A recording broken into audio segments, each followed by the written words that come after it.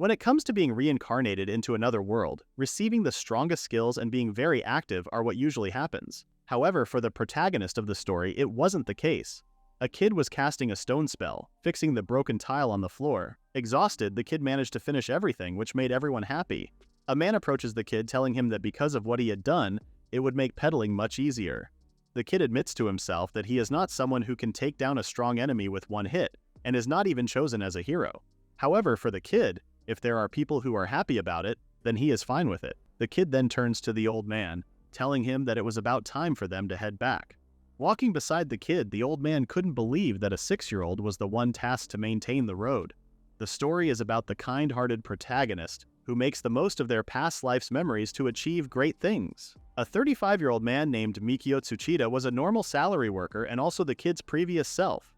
On his way home from work, Tsuchida heard someone scream. Turning around, Tsuchida saw a kid being taken hostage.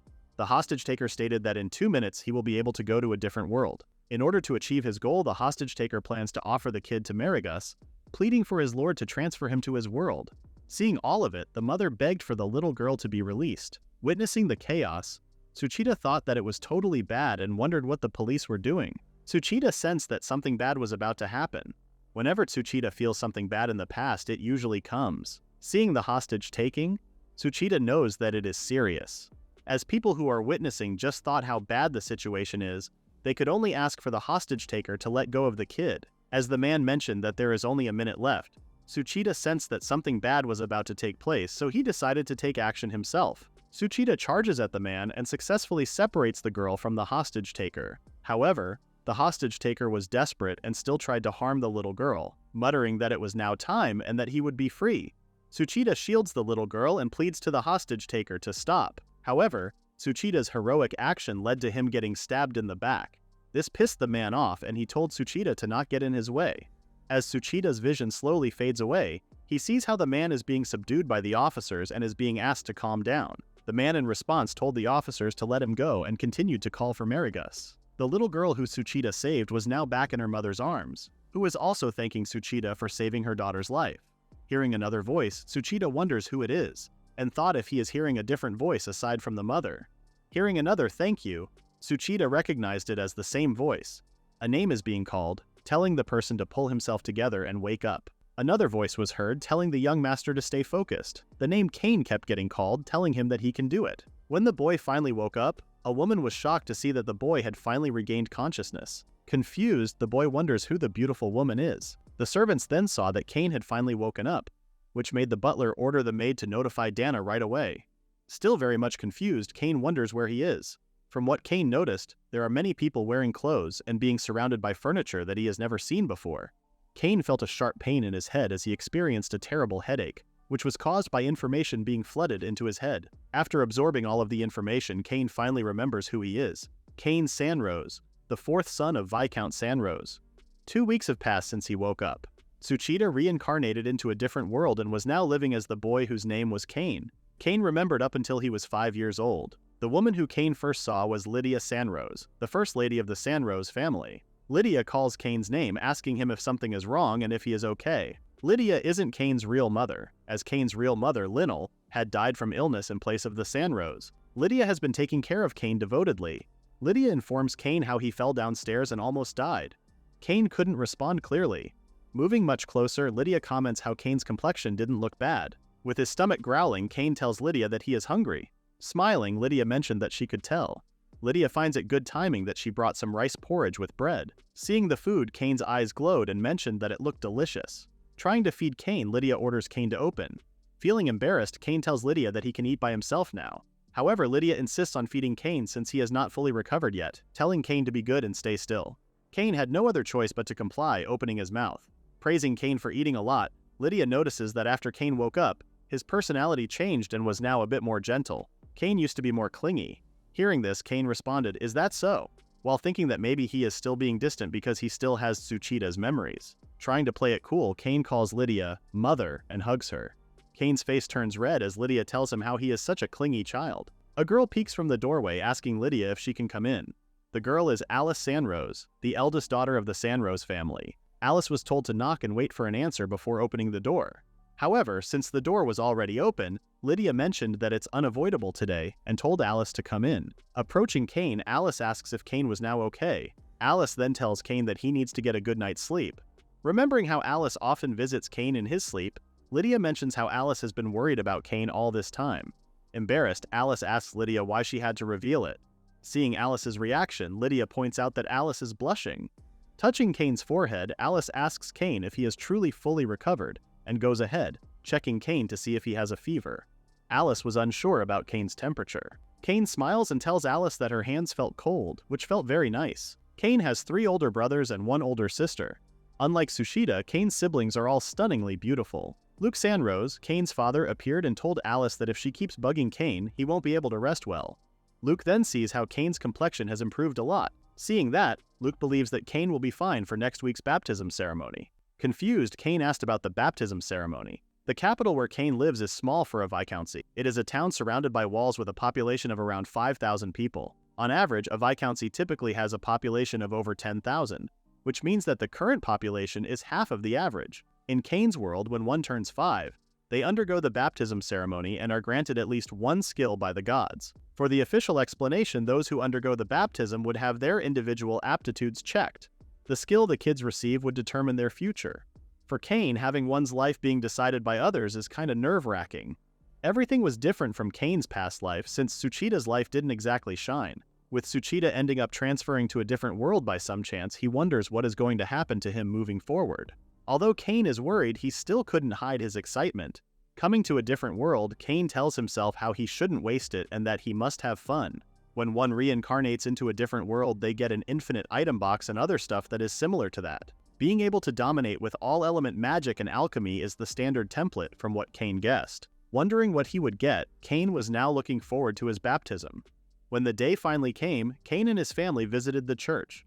Lydia and Alice were then asked to wait while the rest went in. Lydia hopes that Cain would receive a good skill, while Alice cheers for Cain. Cain was then greeted by the bishop, calling Cain's name and thanking him for coming. The bishop introduces herself as Sistina. Starting the baptismal ceremony, Sistina asks for Cain to hold her hand. Sistina also asked for Cain to close his eyes as she was about to offer a prayer. As Sistina starts her prayer, Cain suddenly heard a voice which he recognized as the one that he heard when he got reincarnated. Cain noticed that he was no longer in his world and saw a woman with wings. Cain asks the woman where he was. The woman responded that he is currently in the divine realm. The woman wanted to thank Cain, which is why she called out to him. The woman introduces herself as the goddess Guardia. Surprised upon hearing the goddess's name, Cain remembered that Guardia is one of the gods of his new world, the goddess who governs the world. Goddess Guardia could tell that Cain has been studying hard. Cain was shocked when he realized that Guardia was reading his mind. Guardia asks Cain if he still remembers his last moments on Earth. Touching his head, Cain responded that his memories are a bit vague but remembers that he died protecting a girl. Guardia thanked Cain for saving the girl and shared that the kid is the vessel for her grandchild. If Cain hadn't protected the child, things would have been very bad. Seeing the goddess smile and thanking him, Cain's only thoughts were how soft the goddess's hands were.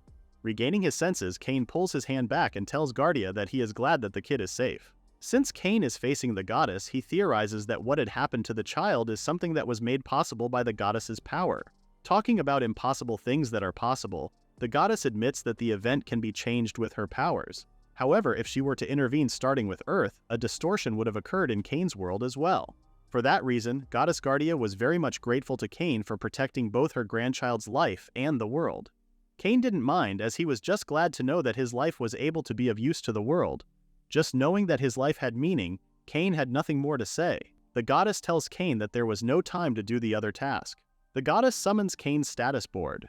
Seeing this excites Cain, as it is one of the things that he had always longed for. Reading the board, the goddess saw that Cain is already holding a skill. Cain was asked if he remembered something being passed down when his mother Linnell died. Thinking back, Cain remembers that the hand he was holding was glowing or something. Guardia tells Cain that he is right and points out that he has inherited the recovery magic skill from his mother. Cain finally learns that he gained a skill from his real mother. As a token of gratitude, Guardia wanted to grant Cain 3 skills. As a large machine suddenly appeared, the goddess asked Cain to press the roulette button. Cain recognized the machine as a slot machine. Realizing that he was about to gamble, Cain was caught by surprise. Since they were going with a slot machine, Cain asked if they couldn't freely choose their skills. Guardia pointed out that some reincarnates chose skills that could disrupt the world's balance. which is why they made it random. As a consolation, they were giving Cain 3 skills and asked him to understand. Cain eventually agreed and even thought that Guardia had it tough as well. Cain could only hope that he'd get some cool skills. As the machine spun and stopped, Cain obtained the skills: Earth Magic, Unlimited Magic Power, and Magical Array Magic. However, Cain had no clue about the skills. Thinking how plain it looked, Cain wondered if Earth Magic was strong. Having unlimited power, Cain theorized that he might be able to work the things that he comes up with. When Cain noticed how shocked Guardia was, Guardia jokingly told Cain that her luck stat might not be high enough. Cain mentioned how the skills he got were kind of a dud. Guardia, worried about how things were going, decided to grant Cain her blessing. As the Earth Goddess, Guardia gets a bonus to Earth Magic. Placing her fingers on Cain's forehead, Guardia was able to transfer her minor blessing to Cain. After granting Cain a blessing, Guardia told Cain that if he prays at the church, they'll be able to find Cain. Guardia knew that it would be a difficult task but hoped that Cain would still do it. Guardia also asked Cain to occasionally report on how things were going. Before vanishing, Guardia hoped that Cain's future would be filled with happiness. Before Cain could say anything, he finally returned to the church and was now facing the bishop. After her prayer, the bishop was shocked to see that Cain obtained 3 skills. Furthermore, Cain also received the blessing of Goddess Guardia. Hearing this, Luke was shocked and asked the bishop to repeat it. Although his skills were a bit weak, there was a possibility that Cain's stats were completely off the charts. Eager to see his stats, Cain opened his status board and was shocked to see that all were single digits. Seeing his vitality only at 5, Cain was certain that he would die right away. Cain was starting to worry, wondering what would happen to his strongest life in the other world. Thinking about his skill, Cain realized that Earth Magic was a perfect match for him. Cain called upon his magic, ordering it to follow his will and to prosper, chanting using the words "create play." Cain created an abacus and showed it to his parents. As the two had never seen such a tool before, they were just in awe at how well it was made and how the tool could do arithmetic. Luke and Lydia were very much impressed with Cain, telling him how amazing he was. Cain's earth magic is very useful in creating things or for agriculture. A man then barged into the room telling Dana how amazed he was after seeing the bountiful harvest that came from the field that Cain made with his magic. Cain's magic isn't much on a grand scale. However, this suited his personality. After being reincarnated into another world and ending up being blessed with 3 skills, which is very much considered a cheat, everything was going fine until Cain saw the skills he received. Cain felt an ominous feeling coming from the goddess who blessed him. Thinking about his draw and how terrible they were, Cain immediately could tell that the skills were just a bunch of mundane magic, which also showed that he may have a difficult road ahead of him. Seeing Cain spacing out, his father Luke asked him what was wrong. Regaining his senses, Cain responded that there was no problem. Stepping out of the room, Lydia asked Cain about his skills and what type of skills he obtained. Curious as well, Alice also wanted to know how many skills Cain received. Luke informed the two that Cain was blessed with 2 skills, Earth Magic and Magical Array Magic. Cain also inherited healing magic from his biological mother, Linnell. Since his 3rd skill, Unlimited Magic Power, was hidden, it wasn't visible to Luke and the others. Hearing all of it, Alice was very much happy for Cain, telling Cain how good it was for him to obtain 3 skills. Caught by surprise, Cain could only mutter Alice's name. When Alice mentioned how Cain also received skills from his mother Linnell, it made Cain wonder if Alice also inherited skills from Linnell. Lydia understood what earth magic is but admitted that she had no clue what magical array magic is.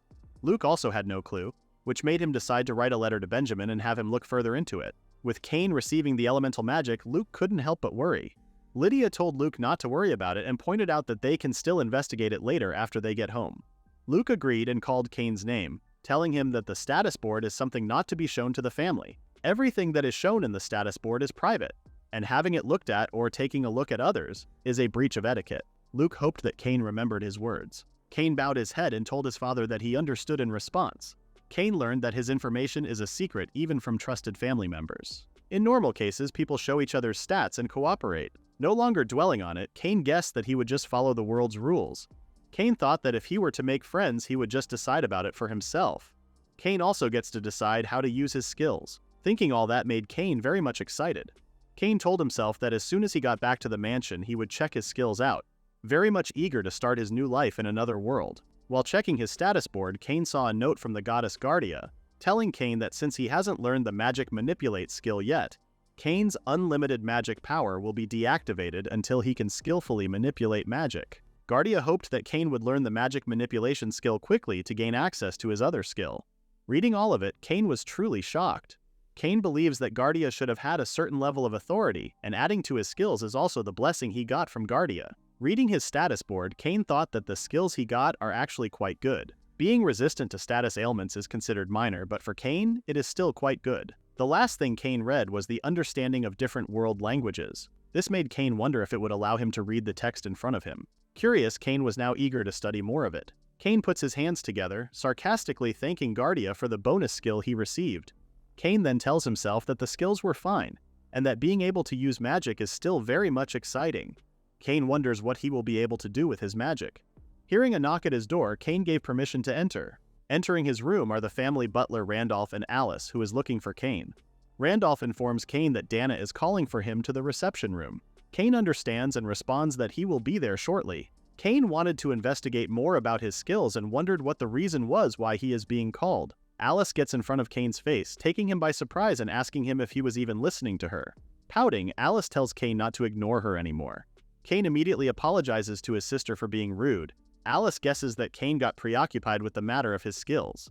The moment they arrived at the mansion, Alice tells Cain that he had shut himself in his room, which gave her a bad feeling. Alice then enjoyingly toys with Cain's cheeks. Alice becomes embarrassed when Randolph reveals that Alice too did the same thing when she first received her skills. Waving her arms around, Alice asks Randolph why he had to reveal such a thing. Alice clarifies that hers was different and that she just wanted to read the rest of the book. Alice explains that at that time, she was late for dinner because she was so absorbed in the book. Hearing everything, Cain thought that his sister was also looking at the skill board until evening. Listening to Alice's explanation, Randolph apologizes for his mistake. Though Alice tries to cover up something she finds embarrassing, Cain already could tell that Randolph knows everything and was just acting like an adult. Changing the topic, Alice informs Cain that since they received a skill from their mother, Linnell, they must treasure the skill. Hearing this, Cain couldn't help but laugh. Annoyed, Alice asks what was so funny. Entering the room, Cain could only think of how childish his sister is. Cain saw how both Lydia and his father shared a serious look and immediately sensed how heavy the atmosphere was. Nervous, Cain was about to ask why he was called, but Luke interrupts him. Luke starts off by telling Cain that the skills received are not that great, which suggests that his future may be tough, and asks for Cain not to be too down. Hearing this, Cain was unsure how to react. Lydia was annoyed at how Luke explained their worries. Luke apologizes, explaining that he got the order wrong. Cain asks why he should be down. In noble society, that includes their own. The skills that Cain received during baptism would shape and determine his future. For people who received combat-related skills, they attend the Knight Academy and join the Knight Orders of the Kingdom or the Territorial Lords. For those who received combat magic skills, they attend the Magician Academy and also join the Knight Orders of the Kingdom or the Territorial Lords. The others who receive political skills generally attend the Royal Academy and become bureaucrats for the Kingdom or the Territorial Lords. However, Luke checked that the earth magic Cain possessed doesn't have any effective magic for attacking, even when its level increases. As for magical array magic, the details about it are still unknown.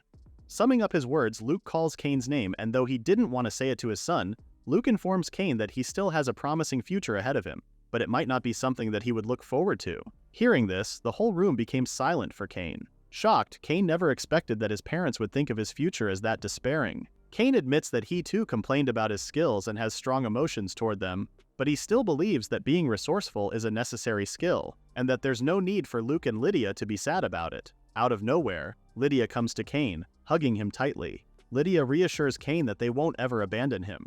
Cain observed his surroundings and saw how Lydia, Luke, and their maids looked sad and worried. Cain never expected that everyone would be so worried about him. It wasn't like that in Cain's previous world, and he still didn't want to make his family and acquaintances sad. Cain lifts his chin up and tells his father that he has a request for him. From what Cain knows, earth magic requires the magic control skill to be used. Cain wishes to learn the magic control skill. If Luke knows a way to learn the skill, Cain hopes that his father would share such information with him. If his father does not know about it, Cain asks for his father's permission to enter the library at home. As he plans to investigate it himself, Cain reassures his parents that he is fine, as he is certain that he would be able to do all sorts of things once he masters earth magic. If his plans don't work out, Cain guessed that they can just use his earth magic to create a statue. If Cain were to master the recovery magic that he inherited from his mother, Lionel, Cain believes that he would be able to heal the people of their territory. Telling both his parents that everything is fine, he asked that they not worry about him that much.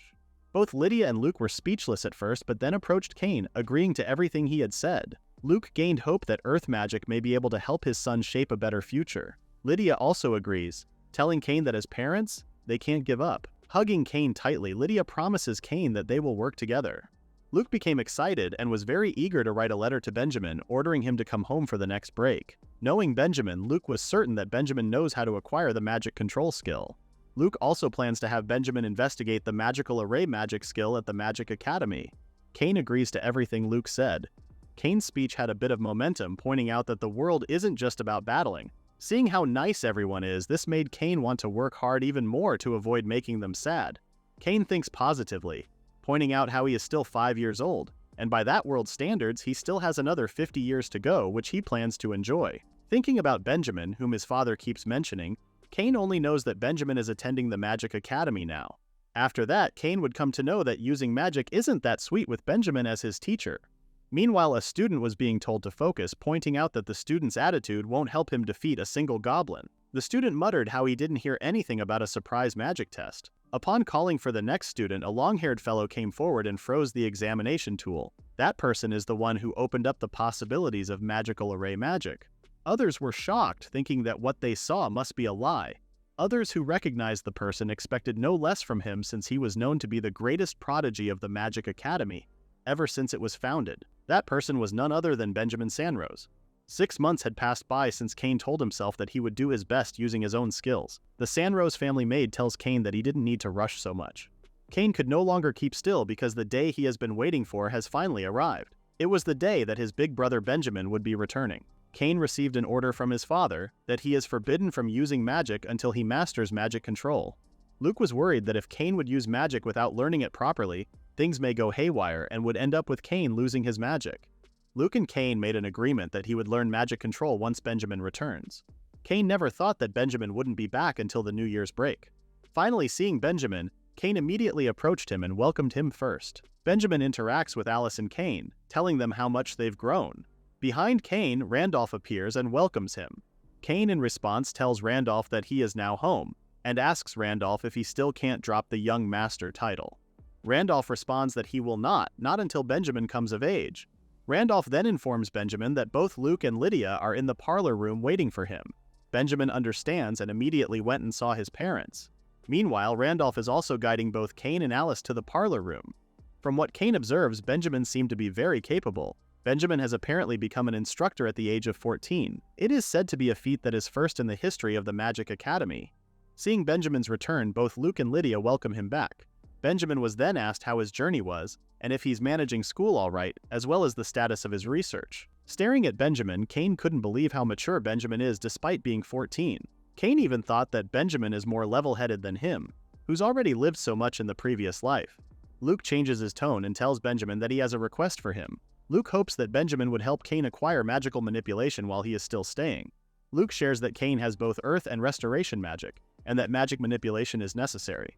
Luke also shares how Cain is very eager to start using magic, revealing how Cain has been trying to keep in shape while waiting for Benjamin. Cain was very happy when Benjamin responded that he would help out. However, he was left confused when Benjamin stared at him, smirking. The next morning, Benjamin tells Cain that before they start, he wants Cain to do something for him. Benjamin asks Cain if the skills he gained during his baptism are only magical array, earth magic, and restoration magic. Cain wanted to be honest with his older brother that he still has another skill called infinite mana, but was worried that it may complicate things more. Cain felt conflicted in revealing his hidden ability. In the end, Cain didn't reveal the infinite mana skill and told Benjamin that he is correct. Benjamin understands and told Cain that it is originally a taboo for one to ask about the numerical value of stats. However, since he will be the one teaching Cain, Benjamin tells him that it is important and wants for Cain to be honest and share his stats with him. When Benjamin asks Cain how much mana he has, Cain thought at first that since it is his brother asking, it would be alright to reveal such information. When Cain mentioned that his mana is 1,800, Benjamin asks for Cain to repeat it as he may have misheard him. When Cain repeats that it is 1,800, Benjamin was in total disbelief since Cain's mana is more than the predicted times, and that even he only has 320. Compared to Benjamin's mana, Cain's is about 6 times that. Hearing that, Benjamin realized that he has to change the way he teaches. Benjamin then tells Cain that he will be using an item while he is in training. After asking Cain to show his arm, Benjamin then places an item on Cain's wrist and orders him to keep it on until he learns how to control earth magic. After asking Benjamin what the item was, Cain was caught by surprise when he suddenly felt that something was being sucked out of him. Benjamin reminds Cain to not take the item off and explains that the item is a magic absorber, which he himself developed. The device is normally used to prevent magical criminals from using magic as it drains all the wearer's magic power. The special version Cain is using can be set to leave the wearer's magic power remaining. The device will drain Cain's magic power until it reaches 10. Noticing the stone glowing, Cain tells Benjamin about it. Benjamin in response tells Cain that it is good, as it hinted that Cain's power is now at 10. Checking the item himself, Benjamin confirms that 1,790 was deducted. After telling Cain that they will now begin with their lesson, Benjamin wants them to start with the method for acquiring magic control, which has 4 stages. The 4 stages are focus, circulation, release, and sustain. For concentration, Benjamin orders for Cain to imagine gathering all of his mana on his lower abdomen. Placing his hands on his abdomen, Cain asks if he was doing it right. As Cain tries to gather his mana, he forces himself to concentrate. Cain then notices that his abdomen was starting to feel warm. Seeing this, Benjamin did not expect that Cain would achieve it on his first try. Benjamin then asks Cain if he felt something changed. Confused, Cain asked what it was. Benjamin asked if there was a problem, to which Cain responded that he felt warmth under his hands, but it was now gone. Benjamin then orders Cain to try keeping the warmth going even when he is not focusing on it. After their training, Cain spent his days literally soaked in training. 3 days have passed and Cain was now able to maintain the warmth in his abdomen. Cain was amazed at his improvement and shares with Benjamin that he finally managed to keep the warmth from dispersing even when he is no longer focusing. As soon as Benjamin tells Cain that he has passed, Cain immediately sits on the floor, exhausted from the training. Cain was so exhausted that he compared it to when he once worked 30 days straight. Cain was shocked when Benjamin tells him that they will now be moving on to the next step. When Cain calls for his big brother, Benjamin asks what the problem was, to which Cain responds that his body is stiff and tense, not allowing him to move that much. Benjamin asks Cain if he wanted to call it a day, pointing out that whatever Cain's decision is was fine with him. Benjamin reminds Cain that he won't be able to use magic unless he learns magic control, which is why he is around. Benjamin then warns Cain that he won't be able to use magic for about a year and asks if he was fine with it. Hearing this, Cain wondered if his brother is the type that has a demon-like personality. For Cain's next lesson, which was circulation, Benjamin first orders him to focus. Cain closes his eyes, maintaining focus. Cain had finally gotten used to focusing his mana, which was now very easy for him. Cain was thinking how he may actually be a bit talented and that what he is doing was now just a piece of cake. Benjamin tells Cain that he is not doing bad, and then orders Cain to move the magic that he has gathered onto his chest. Benjamin gave Cain a tip and told him to imagine his magic slowly rising to his chest. Cain understands and follows Benjamin's orders. As Cain tells himself to rise, he was shocked when he realized that he couldn't move it at all. 10 minutes later, Cain finally gave up as he wasn't able to move the magic at all. Benjamin guesses that doing it all at once was still difficult for Cain. Benjamin decides to help Cain a bit and orders him to start focusing again. Cain starts focusing again, gathering the magic and forming it into a ball. Benjamin tells Cain that it might hurt a bit but asks him to just bear with it. Cain was surprised when he noticed that the magic was now moving. However, Cain also didn't expect that he would feel so much pain. Cain tells Benjamin that he is now hurting. Benjamin explains that it is the process of expanding the narrow path for magic to flow through, so that magic can pass through more easily. In expanding the magic pathway, Benjamin tells Cain that it is only normal that it would hurt. Cain lost balance and ended up stumbling again. Benjamin praises Cain for bearing with it and doing a good job. Benjamin explains that what they did was circulation, and then orders Cain to move the magic to his lower abdomen, chest, head, chest, left hand, right foot, left foot, and back to his lower abdomen. If Cain were to do all of that, then he would pass. Hearing all that, Cain couldn't help but tear up and thought that he was correct, that his brother was exactly a demon. 5 days after the intense pain incident, Benjamin notices that Cain has been occasionally giving him a wary glance. Benjamin guesses that he was just a bit too harsh in their last session. However, they are also running out of time. Cain approaches Benjamin, telling him that he has finally achieved the task for circulation. Shocked, Benjamin asks Cain if he has actually achieved circulation.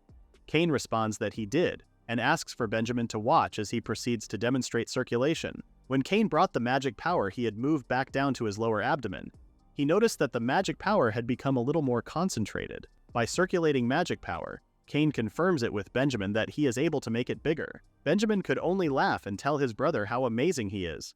With the habit of overtime work from his salaryman days, even when Benjamin wasn't around, Cain ended up practicing anyway. Cain was just glad that his practice turned out for the better. Moving to their next lesson, which is release, Benjamin asks for Cain to bring his palms together in front of his chest and make a circle with them. Cain would then have to circulate the magic power between his palms and that he must keep his palms pressed tightly together. Cain notices something and tells Benjamin that his magic power can't move because it is hitting something at Benjamin's right hand. Benjamin tells Cain that he will give him 3 options. First is Benjamin would assist Cain like how he did during circulation. Next is for Cain to make the magic power a bit smaller and try again. Lastly is for Cain to make the magic power bigger and try again. When Benjamin asks Cain which one he prefers, Cain becomes frightened as he notices that his brother was once again turning into a demon. Regardless of what Cain chooses, he knows that it will be painful. Cain chooses option 1, which Benjamin confirms with Cain that he is choosing the first option. Benjamin places his hands behind Cain and tells him that they will be doing circulation again. With his hands together, Cain senses Benjamin's magic flowing into him. The form of the magic was starting to become thin and pointed. As soon as the magic reached Cain's palm, he noticed something. Cain informs Benjamin that he is now hurting. As Cain bears the pain, his hands won't come off since there's an external force being applied. Benjamin tells Cain that the magic power has entered Cain's left hand, telling him that he has done a good job. Benjamin informs Cain that he will keep circulating. After their grueling training, both finally stopped and are exhausted. Benjamin tells Cain that what they did is releasing the magic outside the body, which is the 3rd stage called release. Cain can't help but tear up from the pain, muttering Benjamin's name. Benjamin asks Cain if he had said something, to which Cain immediately told his brother that he had said nothing. Benjamin asks Cain to try making a circle with his hands slightly apart and circulating it. Since the magic has passed through once, Benjamin was certain that the process should now be a lot easier. After 2 hours, Cain was now able to perform the release. Cain then calls for Benjamin, telling him that he is now able to do it even without holding hands. Despite the painful process, Cain couldn't deny that the process works since he was now able to release right away. For their next lesson, which is maintenance, Benjamin warns Cain that the last stage is very dangerous and that they will be doing their training outside the castle walls. Benjamin advises Cain to not lose his concentration halfway through. If Cain were to feel that he is about to lose concentration, Benjamin orders him to raise both his hands diagonally forward and up. Hearing this, Cain wonders why he had to diagonally forward his hands and up. Resuming their training, Benjamin again instructs Cain to start with circulation and sufficiently hone his magic power, then move on to release. As Cain follows Benjamin's instructions, he is then told by Benjamin to stop the magic between both hands and form it into a sphere. Looking at Cain's progress, Benjamin praises him. Along with the magic power that continues to be released, Cain can feel the magic power being drained from his body. Unable to control the magic further, Cain thought that the situation was about to get bad. Cain finally lost focus and ended up releasing the magic onto the ground. Witnessing Cain's mistake, Benjamin hits Cain's head and is reminded that he had to raise his hands diagonally forward and up when he loses concentration. Cain couldn't believe that he was the one who made such a mess. Benjamin tells Cain that if he hadn't followed his instructions, Cain would have been seriously injured. Benjamin lectures Cain, telling him that magic isn't a toy and that he has to take responsibility when using it. Hearing all that, Cain realized that he was getting a bit carried away. Since coming to the other world and being able to use magic, Cain had become curious about magic and wanted to use it for whatever purpose. However, in reality, if Cain had made just one misstep, it would have been very dangerous. Cain asks Benjamin to teach him again and promises to follow his instructions properly. Cain would no longer make any excuses or even complain, and asks for Benjamin to teach him again. Seeing Cain's determined look, Benjamin smiles and agrees to teach him again. The two then started from the beginning. After 4 days, Cain had finally acquired magic manipulation. Looking at his status board, Cain confirms that the magic manipulation has been added. Cain cheers as he could now cast magic. Benjamin also congratulates Cain and points out how Cain was able to increase his skills so quickly, a feat that Benjamin believes is quite rare. Cain bows to Benjamin, thanking his big brother for training him. Benjamin then informs Cain that if he can do the training, he will be able to attack without using spells. Benjamin proceeds to demonstrate a destructive magic and directs it towards the ground. After making contact, Benjamin's magic blast ended up creating a huge hole.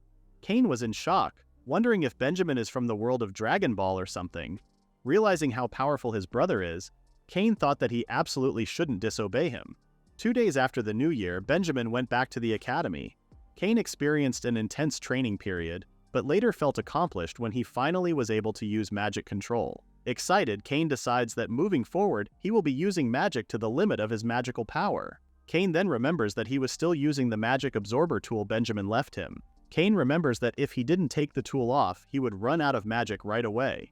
After removing the magic tool, Cain then used the method he learned from his big brother Benjamin, starting with focus, then circulate and maintain, following the instructions and casting the spell, Stone Bullet. Cain was very much impressed after seeing stones appearing out of nowhere. Being able to use magic, Cain could no longer hide his excitement. Actually, being able to perform magic got Cain pumped up. Cain also discovered that not only could he use stone, he can also use magic to make a hole. After testing out his stone creation magic, Cain uses his magic again, but now to create a hole. Casting his spell, Cain was able to carve out a circular shape onto the ground. However, he was very disappointed since it didn't look much like a hole. Cain stumbles as he is running out of magical energy. Cain was left with only 20 magical energy after being drained by the magic absorber. After casting 2 spells, Cain realized that 20 was just not enough to perform spells and not get exhausted. The lack of magical energy resulted because Cain had been training with Benjamin until the year ended. The training still proved very beneficial as Cain was able to level up. Cain woke up and realized that he had fallen asleep, wondering if it was already evening. Cain was shocked when he sensed that he was getting more magic than usual. Cain's magic had fully recovered after removing the magic absorber. Staring at his status board, Cain remembers that he was only using 1% of his magic up until now, and even thought that he may have gotten used to the feeling of having low magical energy. Cain then excitedly went out to start off with his magic practice. However, Lydia saw Cain about to step out and asked where he was headed to. Lydia reminded Cain that it was almost dinner time, and also asked Cain where he was during lunch. Cain thought that he was in trouble, unable to explain clearly his reason. Cain knows that if he were to tell the real reason, that he had been practicing magic instead of studying, he would certainly make Lydia mad. Cain ends up lying, telling Lydia that he had been studying the alphabet with Alice. Exhausted from his study session, Cain thought of taking a walk or something. Hearing this, Lydia was shocked and understood that taking a break was necessary, and apologized to Cain for doubting him.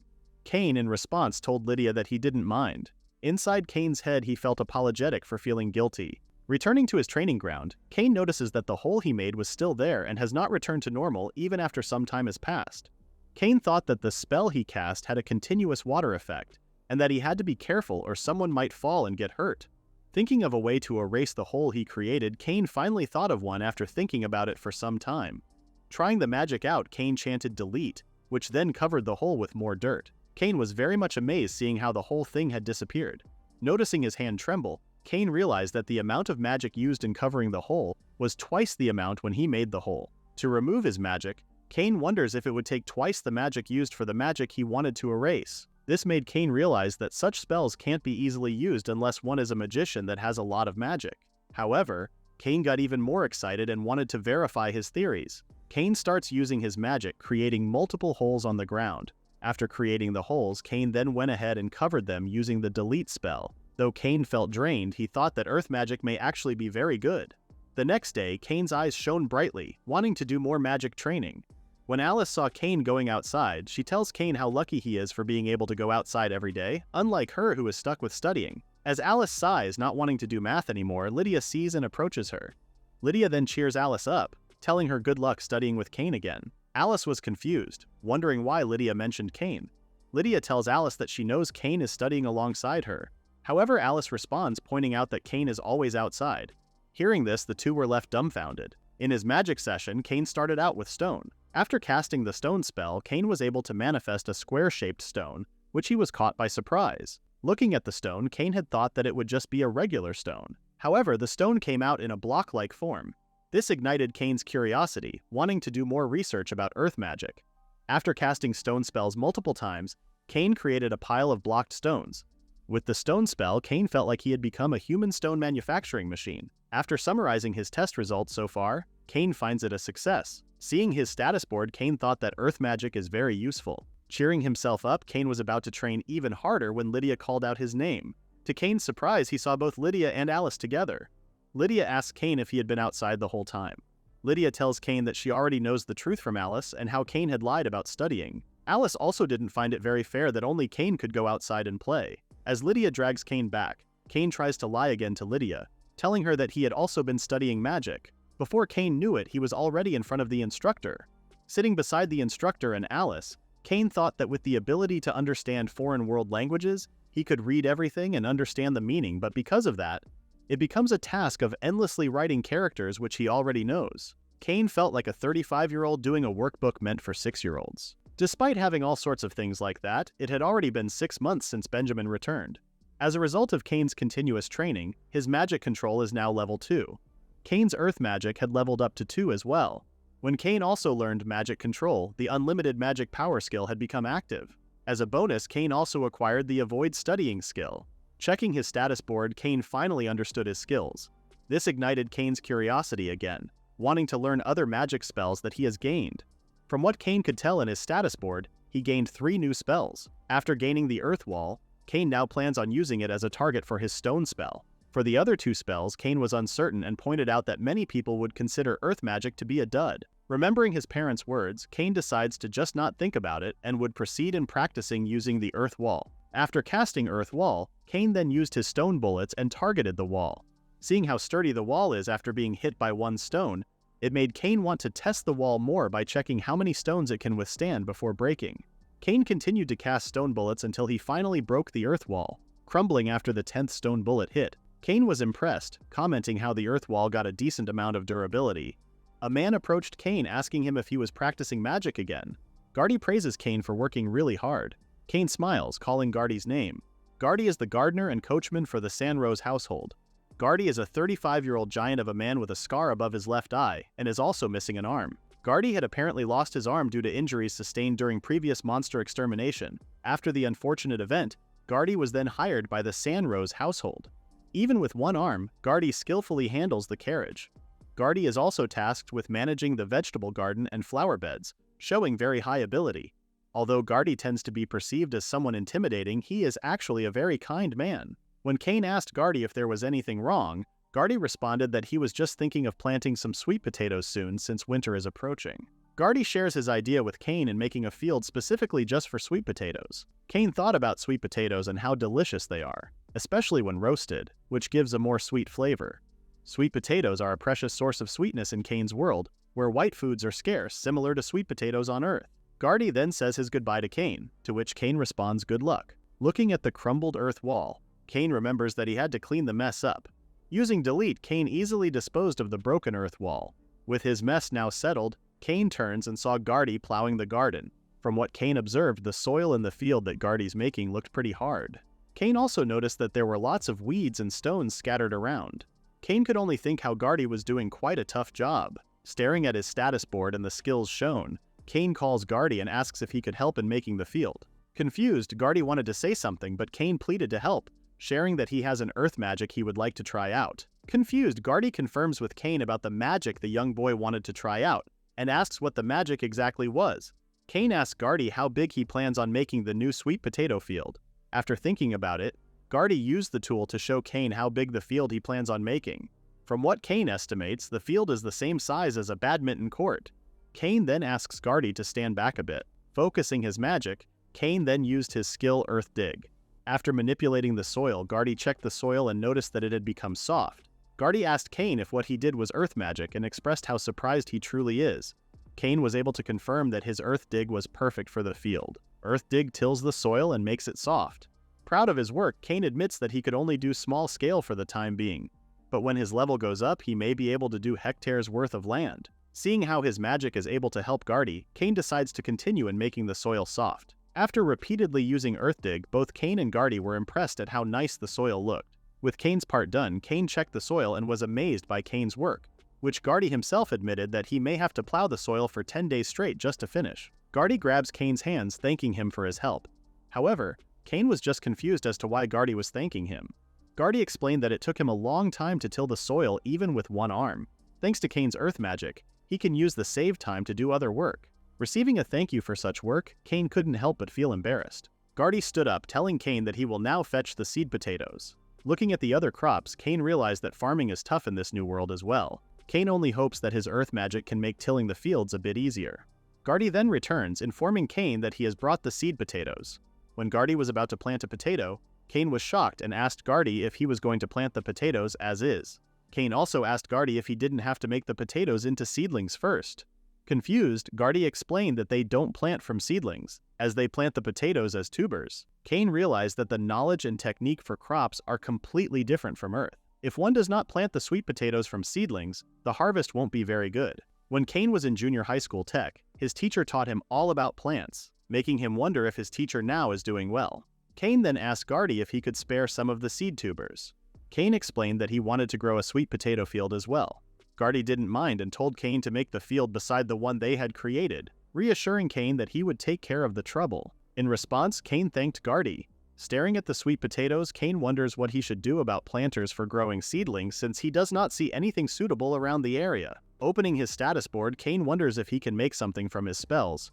When Cain saw something in his status board, he immediately thought that it might be usable. Excited, Cain wanted to give it a try right away. Casting the spell Follow My Will and Form It, Cain then manifests his clay spell. With help from his imagination, Cain was able to form an object from clay. Seeing his work, Cain was very much pleased. With his work not being that bad, Cain realized that his create clay can be used for a lot of things. Cain wonders if he is able to make tableware or something the next time he uses create clay. Several days passed by and Cain was surprised to see the potatoes sprouting. Gardy praises Cain as the seed potatoes he planted have sprouted. Meanwhile, Gardy's field has sparse germination, which Cain confirms that it is. Cain remembered his teacher once said that planting sweet potatoes from seed of potatoes has a low germination rate and doesn't increase the yield. Cain was fairly certain that it was what his teacher said. Gardy then asked Cain if he too should plant the seedlings. In response, Cain thanked Gardy for his help, but asked for him to wait for a bit as he will have to make a ridge. Confused, Gardy asked Cain what a ridge is. Finding it hard to explain, Cain tells Gardy that he will just explain it after he makes it. Gardy understands and just follows Cain's lead. In Cain's first task, he would have to till the field. Using Earth Dig, Cain tills the soil. Planning to make the furrows properly, Cain then used his whole spell and was able to make 5 lines that are suited for sweet potato seeds planting. Cain was very excited as he was able to create the ridges. Cain explained to Gardy that the raised soil is called a ridge. This improves drainage and gets a lot of sunlight. The soil temperature rises, which helps crops grow better. The knowledge came as a surprise to Gardy. With his high school teacher saying the same thing, Cain wanted to express his great respect towards his teacher. Gardy praised Cain for having such information as he never knew that such method even existed. Excited, Gardy asks Cain where he acquired such information. Cain responded that the skill of earth magic taught him. Hearing this, Gardy has become a fan of earth magic, thinking how versatile it is. Meanwhile, Cain couldn't look Gardy in his eyes, knowing that he flat out lied. However, Cain can't deny that his earth magic has actually been useful. While studying with Alice, Cain was very eager to try using earth magic for many other things as well. The instructor notices that Alice was having a problem and realized that it was about another arithmetic problem. Seeing Alice struggle with a slightly complex 2-digit problem, the instructor suggests that they try breaking the problem down step by step and calculate. Both Cain and the instructor were surprised when Alice mentioned that she can do single-digit addition and subtraction just fine. Seeing her sister struggle with 2-digit calculation, Cain believes that if one can do a single-digit calculation, then they would eventually learn a 2-digit calculation if they just try hard. Cain then thought of something and wondered if there's a tool like an abacus in his world. Cain was certain that if they had one, then it would be very useful. An abacus can be used even in the world without electricity. Cain could not hide his emotion, which was painted by his face, eager to make the abacus after class. Outside, Cain first tackled the shape of the abacus. In Cain's previous life, he used abacus a lot and is pretty knowledgeable about it. Unfortunately, such talent cannot be included in his resume before. However, thanks to that, Cain now has a much more clear image. Cain also realized that it was his first time making something so complex with clay. Thinking of addition, subtraction, multiplication, and division, Cain finally got the image that he wanted. Chanting his spell, Cain created an abacus from clay. Seeing his work, Cain was very impressed and even noticed how it makes a rattling sound. The moment Cain tried to use the abacus, it broke down. Cain was in shock after breaking the abacus he made. Down on his knees, Cain guessed that his image of the item's strength just wasn't enough. Creating another one, Cain plans to image the abacus being as hard as iron. Changing the spell, create clay. Cain was once again surprised as the abacus he now created looked like it wouldn't break right away.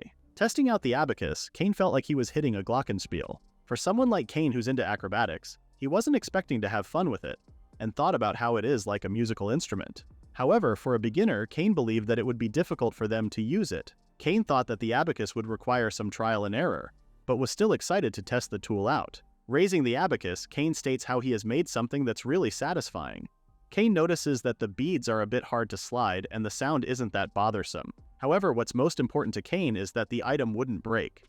Now obtaining the abacus, Cain was happy by the thought that he would be able to help Alice out. Taking out both number 8 and number 2, Cain realized that the abacus is really quite hard to use, but still can be used as a good reference. In Cain's mind, his next plan is to think about how he came up with the item, and the possibility that an abacus had already been invented in his new world. Cain thought how it was such a pity that Benjamin wasn't present to see his item. For things like that, Cain thought that the person he should reach out to is Lydia. Passing his father's room, Cain saw Luke looked a bit distressed. Luke was now facing a major problem, wondering how he can pay off their family's debt. Hearing about a debt, Cain wonders what it was about. A maid appeared behind Cain and asked him what was the problem, and what he was doing outside his father's room. Cain explained that he was looking for Lydia. When the maid mentioned that Lydia is in the library, Cain thanked the maid in response. Heading towards the library, Cain was thinking about how startled he was. Thinking about the debt that Luke mentioned, Cain wondered if it is actually true.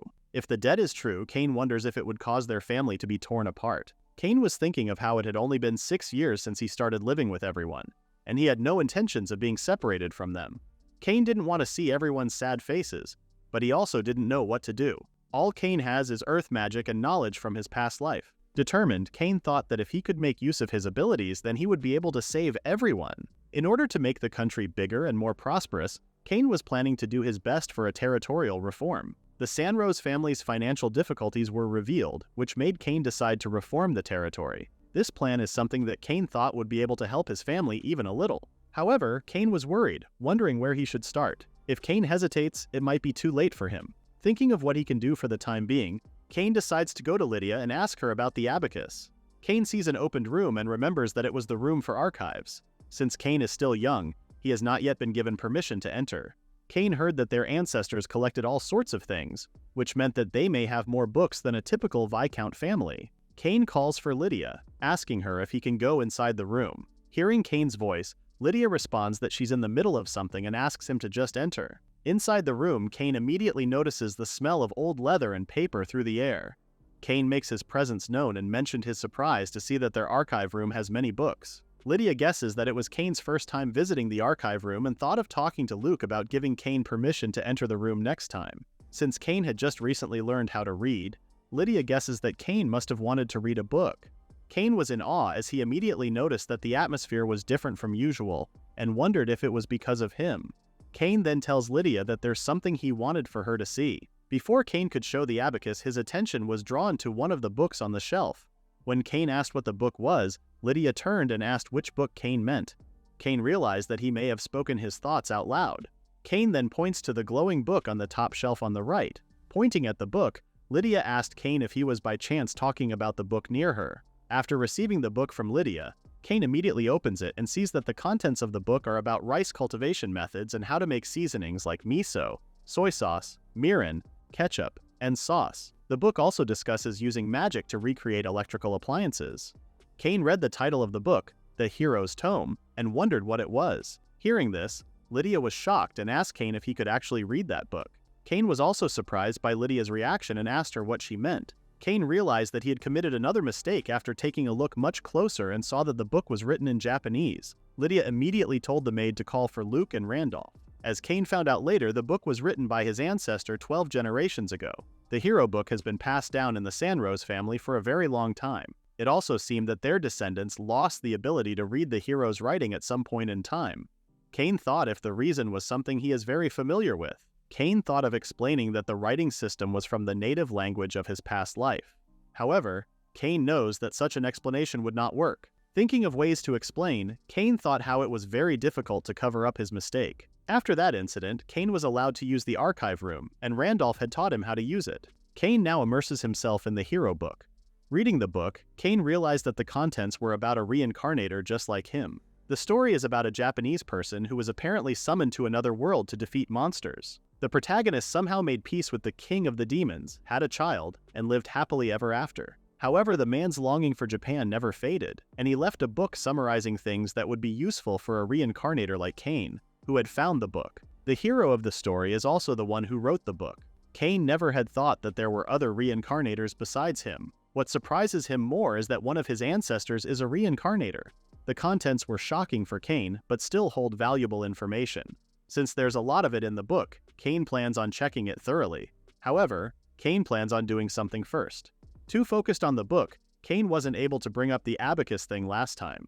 Cain also plans on making use of the book while he is at it. Cain calls for his father and mother.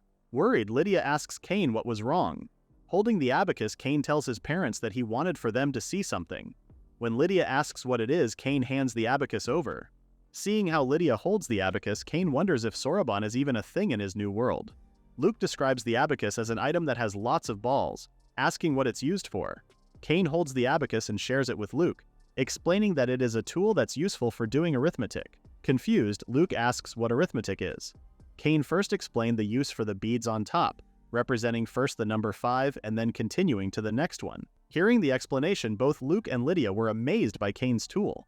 With the use of Cain's tool, Luke is certain that the calculations will be done quickly with less chance of error. When Lydia asked if Randolph was around, Randolph appeared and asked if Lydia or Luke called for him.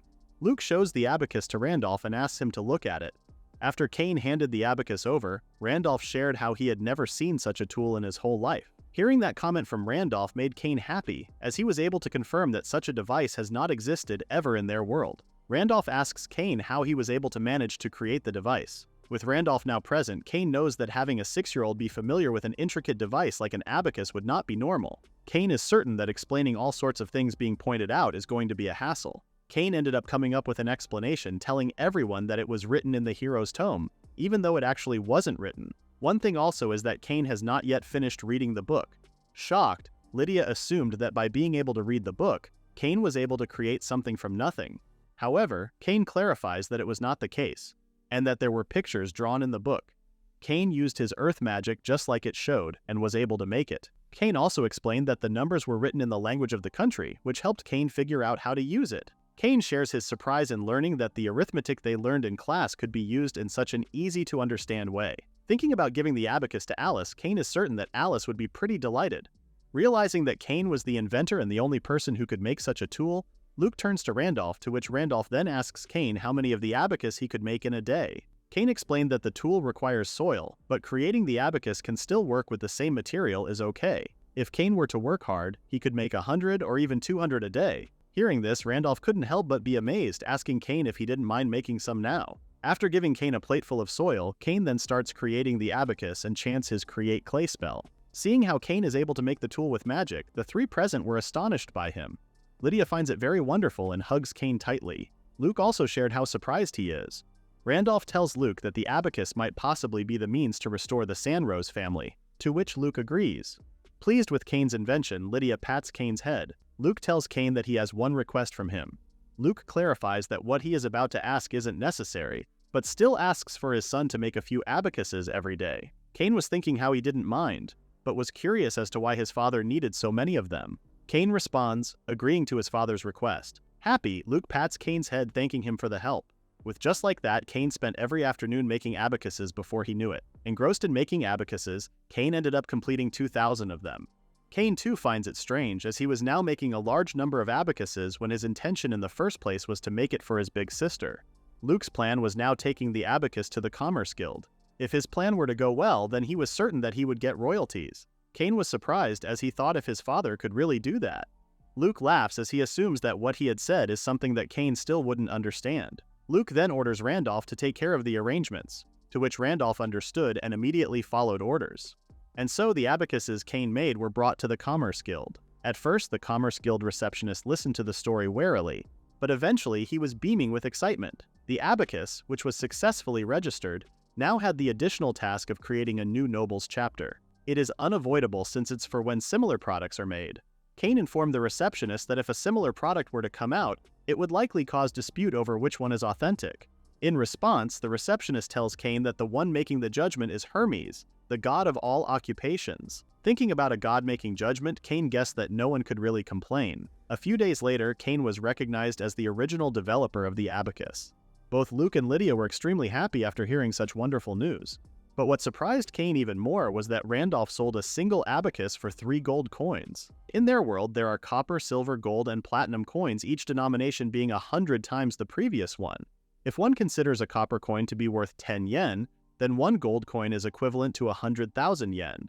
Apparently, the total sales of abacuses amounted to 6,000 gold coins. This meant that the Sanroze family had amounted to 600 million yen in sales. Cain thought that the number was just too huge to comprehend, expecting less from Randolph, as Cain knew that he could really count on him as a manager. Looking at his father, Cain thought that their household worries were finally resolved. Luke informs Randolph that their urgent financial problems are now resolved. Having more breathing room, Luke tells Randolph that they will need to repair the castle walls and maintain the roads before winter.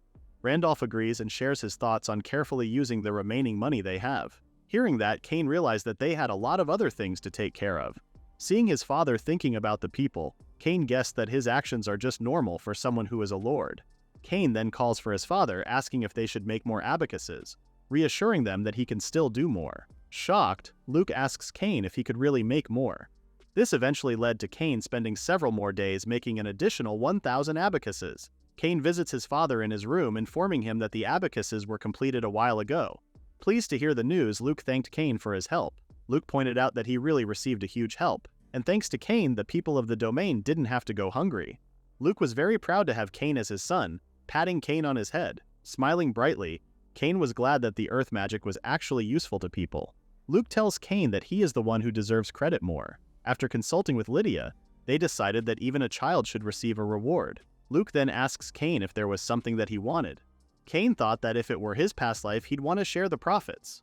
However, now that he is just a 6-year-old, even if he had money, he still wouldn't be able to use it. Cain didn't really have anything particular that he wanted. Since it was still a rare opportunity, Cain felt like it would be a waste if he didn't ask for something. Cain realized that he may still have not shaken off his poor mentality from his past life. After a minute of thinking, Cain tells his father that he just wanted to eat 2 sweet potatoes when they're roasted next time. Confused, Luke asks Cain if that is really all that he wanted.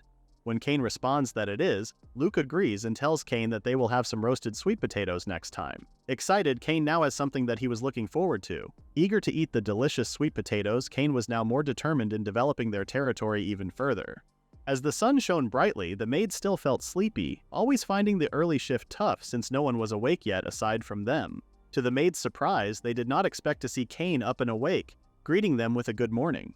Flustered, both maids greeted Cain back and pointed out how it was still quite early for Cain to be awake. Cain explained that he would just head out for a run and would be back by breakfast. After Cain said goodbye, the maids were left confused since Cain was only 6 years old and was already quite active. Seeing Cain being so serious, the maids thought that they too had to be proper.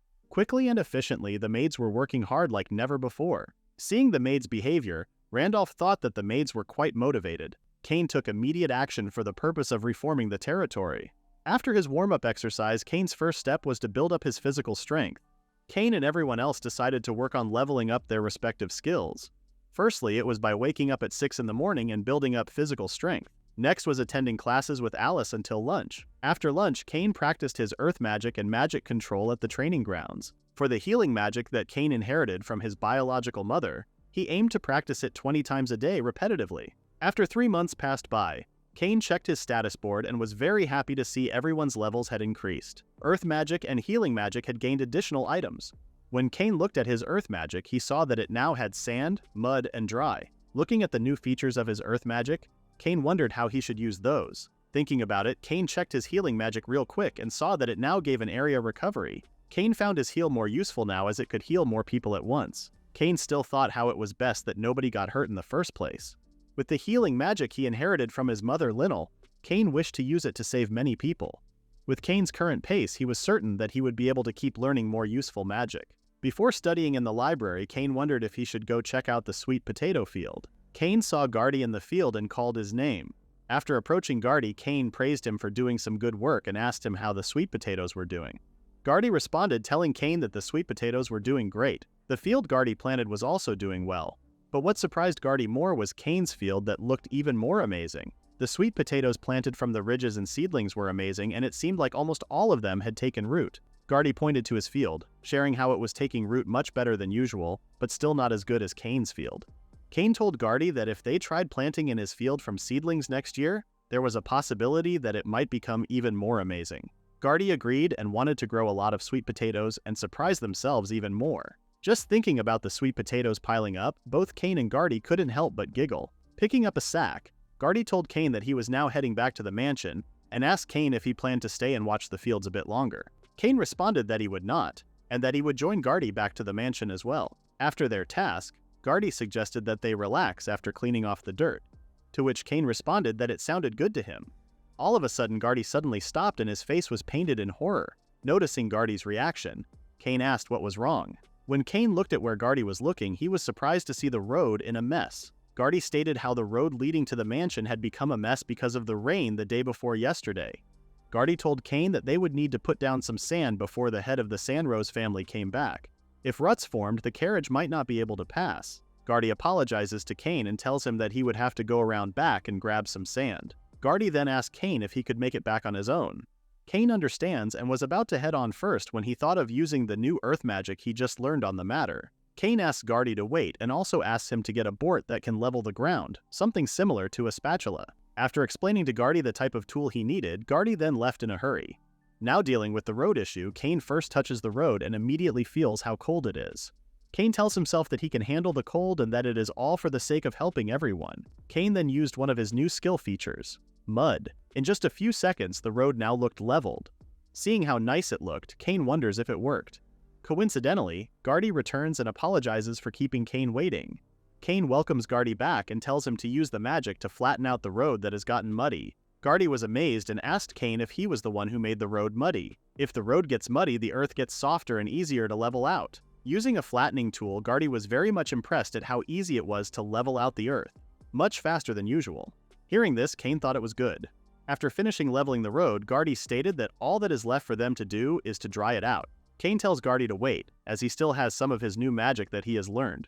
Chanting his spell, dry, in just seconds the muddy road had dried out. Seeing the road, Gardy was very much impressed at how fast the mud dried. Upon further inspection, Gardy became even more impressed after seeing how perfectly flat it is. With the newly fixed road, horse-drawn carriages could pass through without any problems. Cain pointed out how it still felt a bit weird seeing that only one part of the road is flat. Cain suggests to Gardy in just flattening everything out before his father, Luke, returns.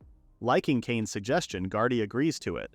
The two work together to flatten the path to the mansion, and before even an hour had passed, the two had finished flattening out the whole road. Cain thanked Gardy as they were able to clean up the road in no time.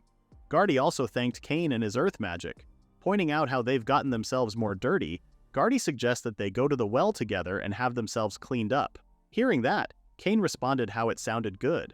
Walking on their way to the well, Cain wonders if his father will notice, as he is a little excited. Knowing how his father usually reads documents even inside the carriage, Cain guessed that his father won't notice their work at all. Back at his study, Cain heard his name being called and asked if he was around. Responding to the call, Cain tells that he is inside and asks what is wrong.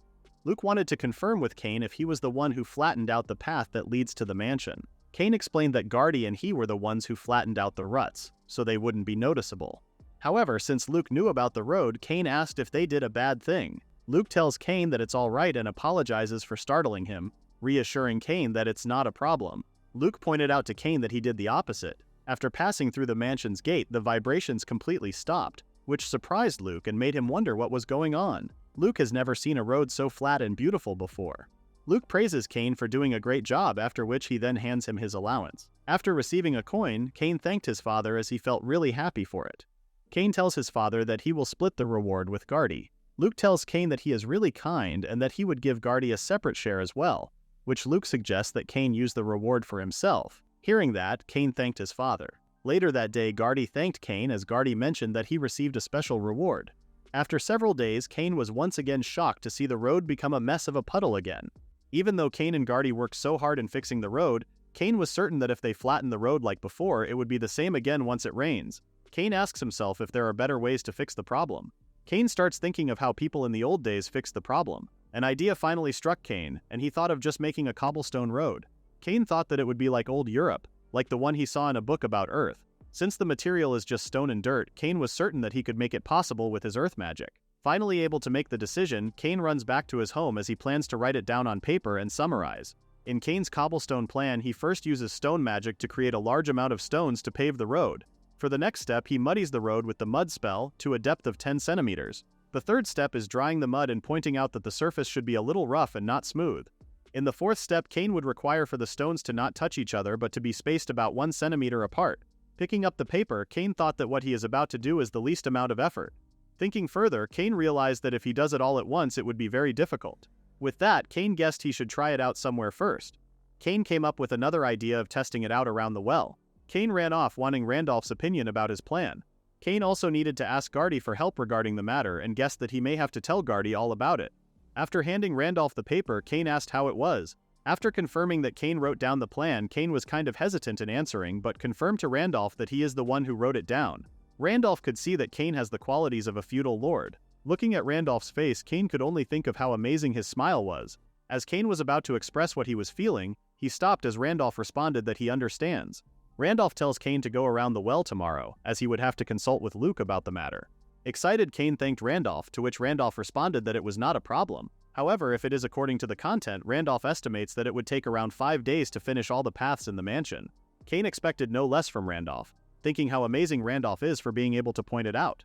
Cain tells Randolph that he too has the same estimated time. Cain suggests that if they increase the number of people a bit more, he is certain that they can reduce the schedule. Randolph agrees with Cain, pointing out how their policy is not to have a surplus of labor costs. Cain responds, telling Randolph that he would do his best to get a little better bit by bit. Randolph calls for Cain, sharing his thoughts of how Cain has become quite strong. Since getting injured and being bedridden, Randolph thought about how Cain had become a totally different person. Hearing this, Cain starts to worry, wondering if Randolph has finally noticed something. Bowing his head, Randolph shares how they are overjoyed at Cain's growth. Muttering Randolph's name, Cain promises to make the stone paving a success. Leaving first, Cain was now very much determined in doing his best. Cain calls for Gardy all over the place. Gardy and Cain came to the well behind the mansion, and the reason was to pave the area around the well with stones as planned. Firstly, Cain tells Gardy to mark out the area that they will be paving with stones. Using a stick, Cain drew their mark, and after finishing, he tells Gardy that they will be doing the stones. With his magic, Cain created perfectly shaped stones and piled them all together. After finishing 300 of them, Cain asks Gardy if the amount would be enough. Next in Cain's plan is turning the area around the well to mud. Cain then asks Gardy if he can arrange the stones, to which Gardy happily complies. And so Cain and Gardy repeated the process of turning the area to mud and arranging the stones. After getting about a quarter of the way done, Cain then used his dry spell for the final touches. Seeing their creation, Gardy becomes excited and tells Cain that what they did was a huge success. Finally seeing the stone pavement for himself, Gardy could now see that even if the ground gets flooded, the stones prevent puddles from forming. The water would then get absorbed into the soil through the gaps, which Gardy thought was a great idea. However, Cain finds the shapes a bit bothersome as some parts are irregularly shaped. The arrangement of the stones or the unevenness of the soil bothered Cain a lot. Gardy, who had knowledge about the roadwork, tells Cain that he didn't even notice the unevenness. From Gardy's perspective, it seemed that Cain can only cover a narrow area in a day. When paving the path in front of the mansion with stones, they might need to come up with some kind of plan. Cain agrees with Gardy and suggests that they discuss it further with Randolph. Cain also tells Gardy that when the time comes, he wants him to join in their meetings as well, to which Gardy responds that he would accept the invitation. Lydia arrives, as she finally finds Cain. Surprised, Cain was not expecting to see Lydia at the back of the mansion. Lydia explains that since Cain didn't come for lunch, she went out looking for him.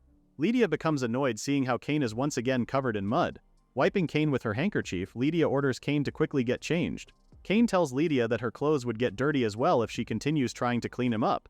However, Lydia just told Cain to not mind her. Seeing Cain doing work and getting dirty, Lydia wishes to discuss the matter with Luke. Cain remains silent, thinking that he had made Lydia angry again. However, it was all according to Cain's plan. Gardy, on the other hand, also remained silent as he made a promise with Cain. After lunch, Gardy and Cain headed back to the well and resumed the work of paving the area around the well with stones. As Cain stood up, he saw Luke and Randolph approaching them. Cain could already guess that his stepmother Lydia mentioned the stone paving. This made Cain more determined to finish their work to the very end.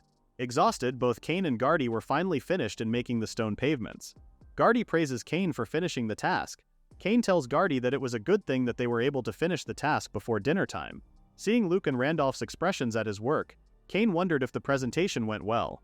Returning to his home, Cain was summoned. Luke then tells Cain that he would officially ask Cain to pave the path to the mansion with stones. Cain looked very confused and clarified if he is being given a job. Luke already heard the explanation from Randolph and finds the stone paving quite amazing. With that, Luke thought that they won't have to worry about mud anymore even on rainy days. Cain thanked Luke for the praise. Cain becomes excited as he finds the job assigned a new opportunity for him to practice earth magic even more. After paving the path to the mansion, Luke wanted to assign another task to Cain, but then thought that it might be too much for him to ask. Randolph suggests to Luke to talk about the matter to Cain first. Luke had the same thoughts, but he was still worried since the plan he had in mind was pretty reckless. After a back-and-forth whispering, it made Cain even more curious. Driven by curiosity, Cain spoke up and wanted to at least hear his father's proposal. Cain was shocked when Luke shared his thoughts with him, wanting for Cain to pave the main street of the town with stone. What added more pressure is that Cain must finish it within 2 months. From what Cain could recall, the area he would be working with is about 1 kilometer long. At that rate, Cain was certain that it would take him about a year to finish. Luke's budget for the task is around 200 gold coins. Hearing this hastening decision, Cain asked if something was about to happen in 2 months' time. Luke responds that there isn't, and states that the plan he proposed is not really realistic. Having the path to the mansion paved is already enough for Luke, and he tells Randolph that they may have to give up on the idea of having the main street be paved. Although the idea is unrealistic, Cain still saw it as his great opportunity. Cain knows that rebuilding the main street is a large project, and yet he calls for his father and agrees in doing it. Cain's response surprised Luke and made him want Cain to understand the load work he'd have to do. Cain already has something in mind and thinks that if they increase the number of people, he is certain that the task is possible. Cain promises to come up with a plan to finish the stone pavement quickly. Listening to Cain, Luke eventually agrees and decides to leave the matter to Cain. Luke reminds Cain to not overdo the work. Cain agreed and then left the room. Having a big job entrusted to him, Cain became really excited and was determined to have it done. Luke then orders Randolph to cooperate with Cain, to which Randolph responded that he would. The next day, Cain's enthusiasm was slowly being changed by the pressure of the task. A huge amount of money is involved, as well as the number of people. Cain wonders if he could even succeed with the job. Peeking into the room, Cain was puzzled seeing Alice inside and wondered if there were classes for the day. The instructor was very pleased and told Alice that she was correct. The instructor was happy to see Alice grasping the technique after using the abacus. Staring at his big sister, Cain thought how it felt great seeing someone smile because of his magic. Cain wanted the people of the domain to be happy just like his big sister. Cain then tells himself that he shouldn't be discouraged and is now even more determined to make his plan succeed. Cain enters the room apologizing for having the two wait. Cain explained yesterday's work to Randolph while drawing it out. Gardy also shared with Cain about the tough parts of yesterday's work. Cain added things like how it allows them to line the stones up straight. Randolph shares his thoughts and believes that it would be tough to finish the task in 2 months unless they have assigned a pretty large number of people. Randolph then points out that 70% of the premise relies on Cain's magic. As Randolph was about to say something else, Cain interrupts him and reassures Randolph that it is fine. Although lining up the stones is tough, Cain plans to make it easy using his magic. However, Randolph in response tells Cain that the matter is not that simple. The mood became dampened after Cain faced the hard reality.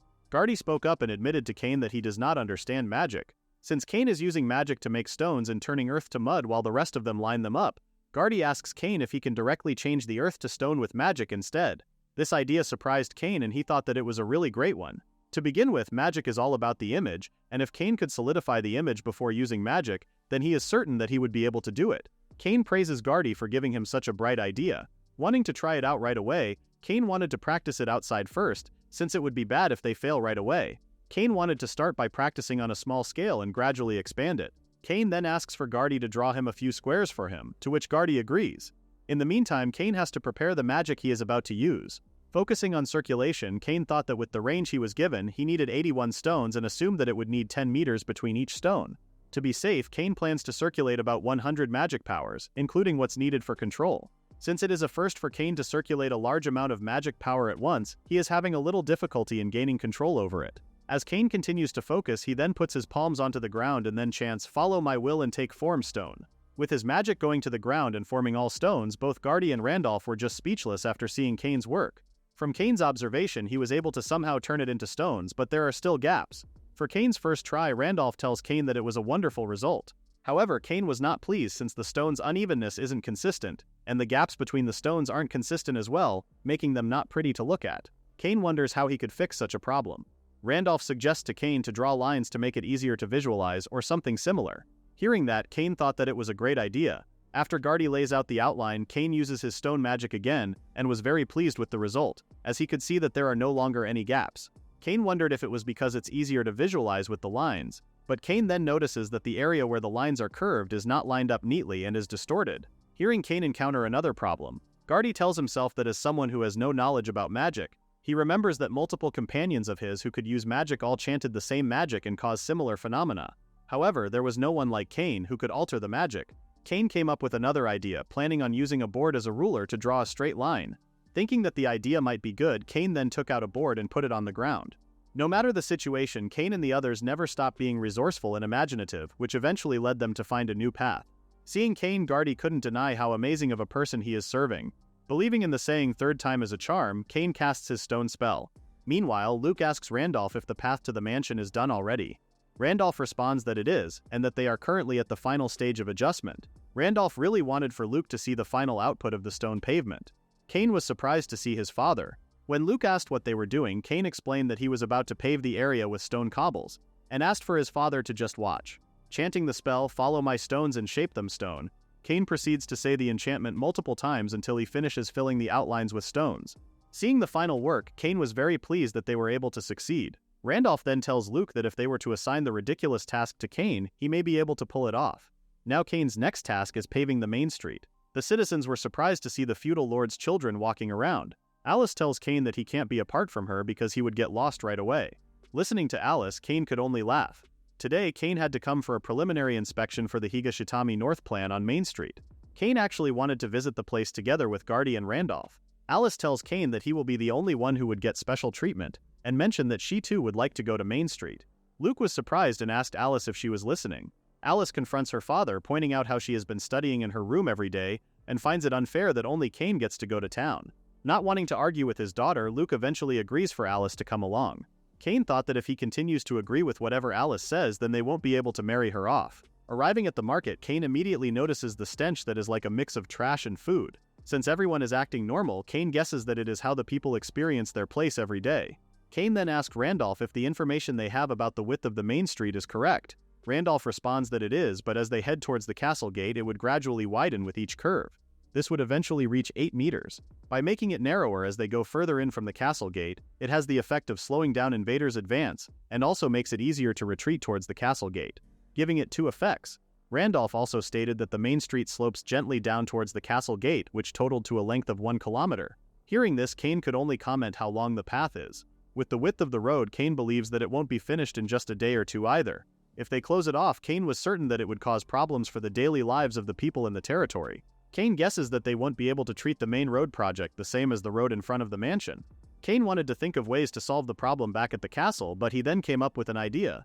Cain wanted to make a scale model of the town, which puzzled Randolph and Gardy after hearing it. Gardy asks Cain if it was really necessary for their project. Cain tells Gardy that it is necessary, stating that having one and not having one are completely different. Cain asks Randolph if he has an accurate map of the Main Street Road, or survey results, or something similar. Cain also asked Randolph if he can introduce him to someone who knows the layout of the town in detail. Randolph understands and tells everyone that he would go back first to make adjustments and then call the person in charge.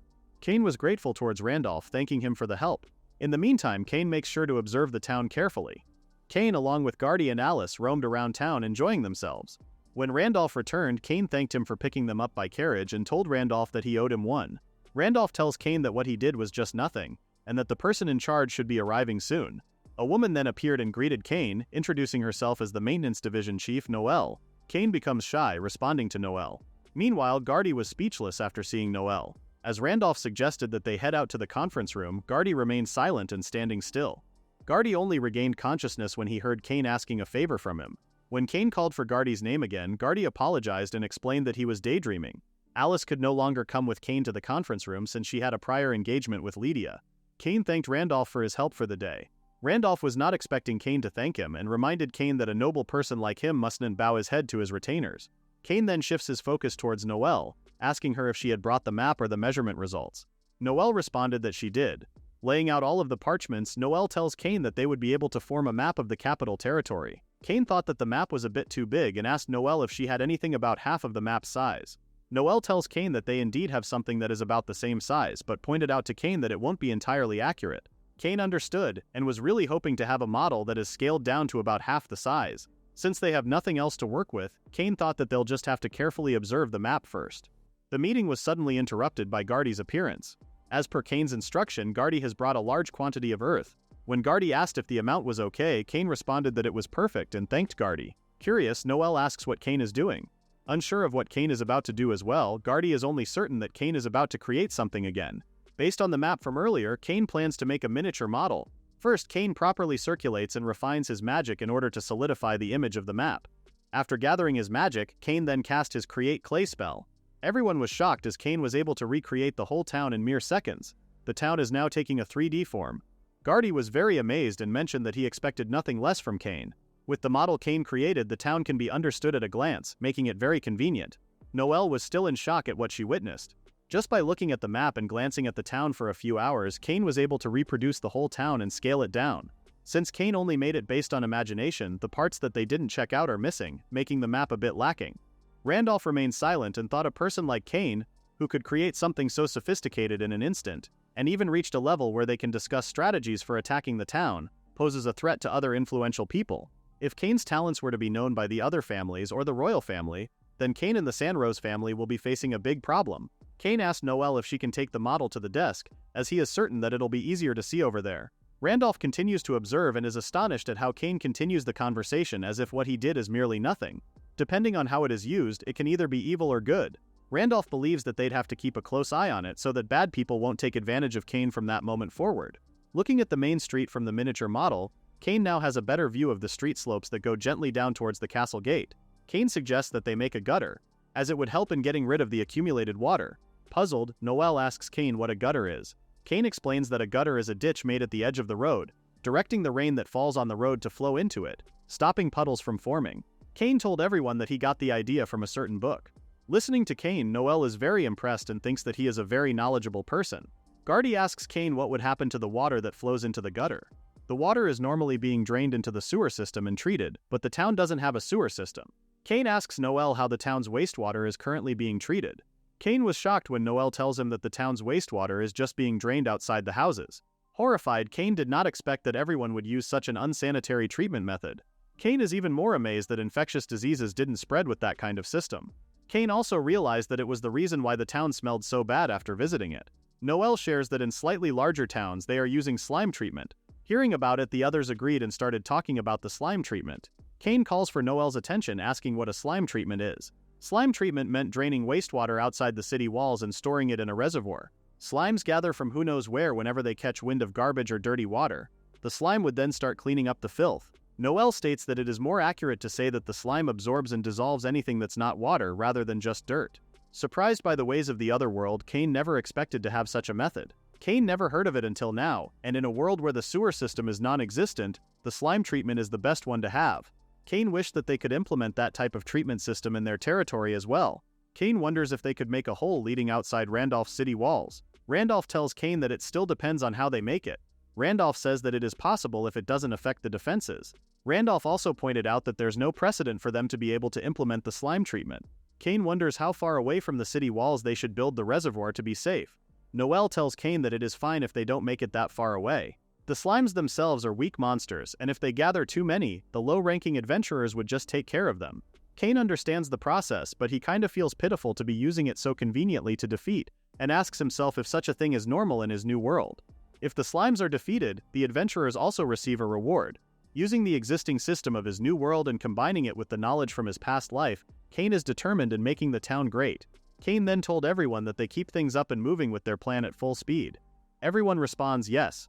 As a result of advancing the discussion, the drainage method finally reached a final decision: how to drain rainwater and build a treatment pod for drains. Clay pipes with a diameter of about 30 centimeters are made on both sides of the road, and holes are drilled every few meters to collect rainwater. Next, the gutter will be laid underground from about 20 meters before the castle gate and extended outside the castle. While the material is still underground, a treatment pond will be created 300 meters in advance to treat the slime. Cain's explanation was stopped as his attention was redirected to Alice's drawing, asking her if it is a bird. Alice asks Cain what bird he is talking about, and clarified that what she drew is a wolf. Lydia asks Cain what kind of design he can make. Cain clarifies that as long as it doesn't have too much space in between, anything is fine. Cain asked Lydia and his sister Alice to design the stone paving. Cain thought that the project would go smoothly if he included Alice and Lydia in the project. It was also decided to add a picture to a part of the stone paving to make it visually enjoyable. Wanting to think about the design more, Lydia asks for Cain to give her about 2 or 3 more days. Cain is certain that by assigning the task to Lydia and Alice, the design would come out as gorgeous. And then Cain and the others plan to pave the main street with stone, with road closures for 30 minutes each at noon and in the evening. The reason is that if it's only about 30 minutes, it is easier to get the understanding of the people of the village. However, Cain still needed to do the task quickly so that they don't disrupt everyone's daily life. While Cain is gathering his mana using recycling, Gardy calls for his attention and tells Cain that they've finished drawing the lines. Receiving the signal, Cain then placed his hands onto the ground, chanting his stone spell. The people were amazed to see the road now covered in stone pavement. While the citizens are left confused and curious, Cain suggests to Gardy that they get things going. Step by step, Cain used his stone spell to create the stone pavement pathway. Randolph then informs Cain that it had been 30 minutes already. Cain was surprised as he didn't expect the time to fly by so fast. As Cain stopped working, he received praise from Randolph for a job well done. The citizens were more intrigued by Cain's work, thinking how it was really easy for them to walk on. Even a man thought that if they take the stone path, they won't get dirty with mud even if it rains. Cain left happy seeing the citizens smiling at his work. Cain felt good seeing how happy the citizens were with their project. Cain was now more committed to finishing the stone pavement and told everyone that they must keep working hard that evening as well. And so the construction of the stone pavement plan progressed.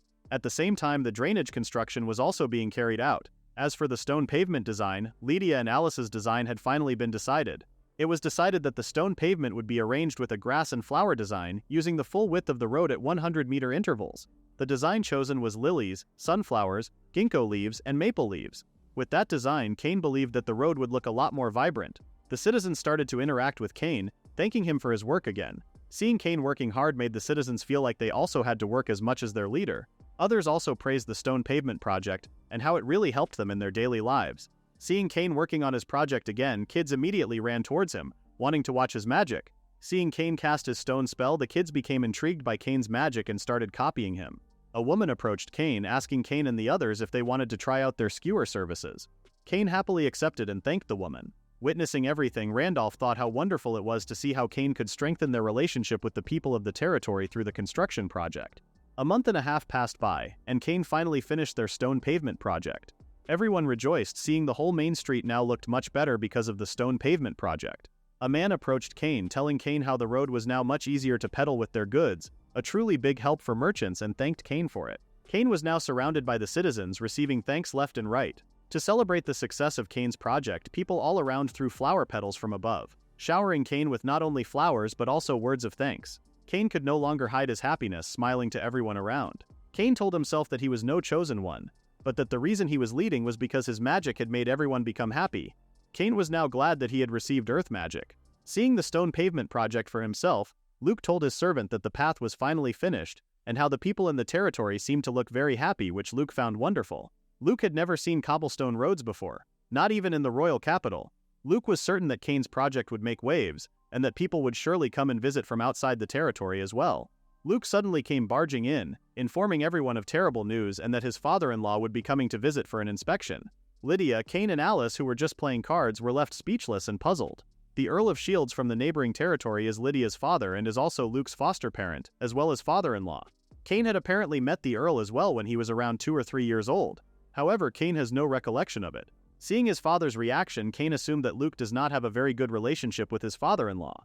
Visibly stressed, Luke mentions how his father-in-law is a very strict person, and even a slight discourtesy may upset the Earl. Lydia, who is also worried, mentioned how the visit is very sudden, and pointed out the reason is for an inspection of all things. Luke assumes that the Earl may have heard of the rumors about the cobblestones. Though Luke appreciates that the Earl would be coming to visit, he still couldn't help but worry. Cain tells Luke how they will entertain his father-in-law. Luke tells Cain the unfortunate reality, which is that the Sanroze family doesn't have any specialty products or anything. At best, they can have knights go out and hunt some monsters in the surrounding area, and prepare some monster meat. Covering his eyes, Cain had hoped that his father didn't say such a thing with such confidence. Lydia tells Luke that he didn't have to be so modest and that the cobblestone road alone was already enough.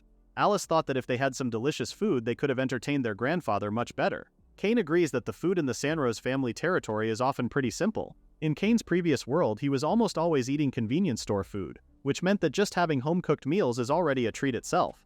Thinking of special cuisines, Cain remembers the book. Cain remembers the hero's cookbook, and how he was sure that seasonings were written in it. Cain then calls for his father and Lydia, telling them that among the recipes in the hero's cookbook, they should try making some delicious dishes that the Margrave of Seals might not know about. Seeing both Luke and Lydia's reactions, Cain wonders if what he had said was off. However, Luke then showed a smile, telling Cain that it is a wonderful idea. Lydia, however, confronts Cain, asking if he really was able to read the hero's book. Cain realized the huge mistake he made. Cain got caught up in pretending that he could read the hero's cookbook. However, Cain is also glad that both Lydia and Luke were happy with his suggestion. With Luke learning that Cain could read the hero's cookbook, it now made sense to see how Cain knew about the abacus and the stone pavement mechanism.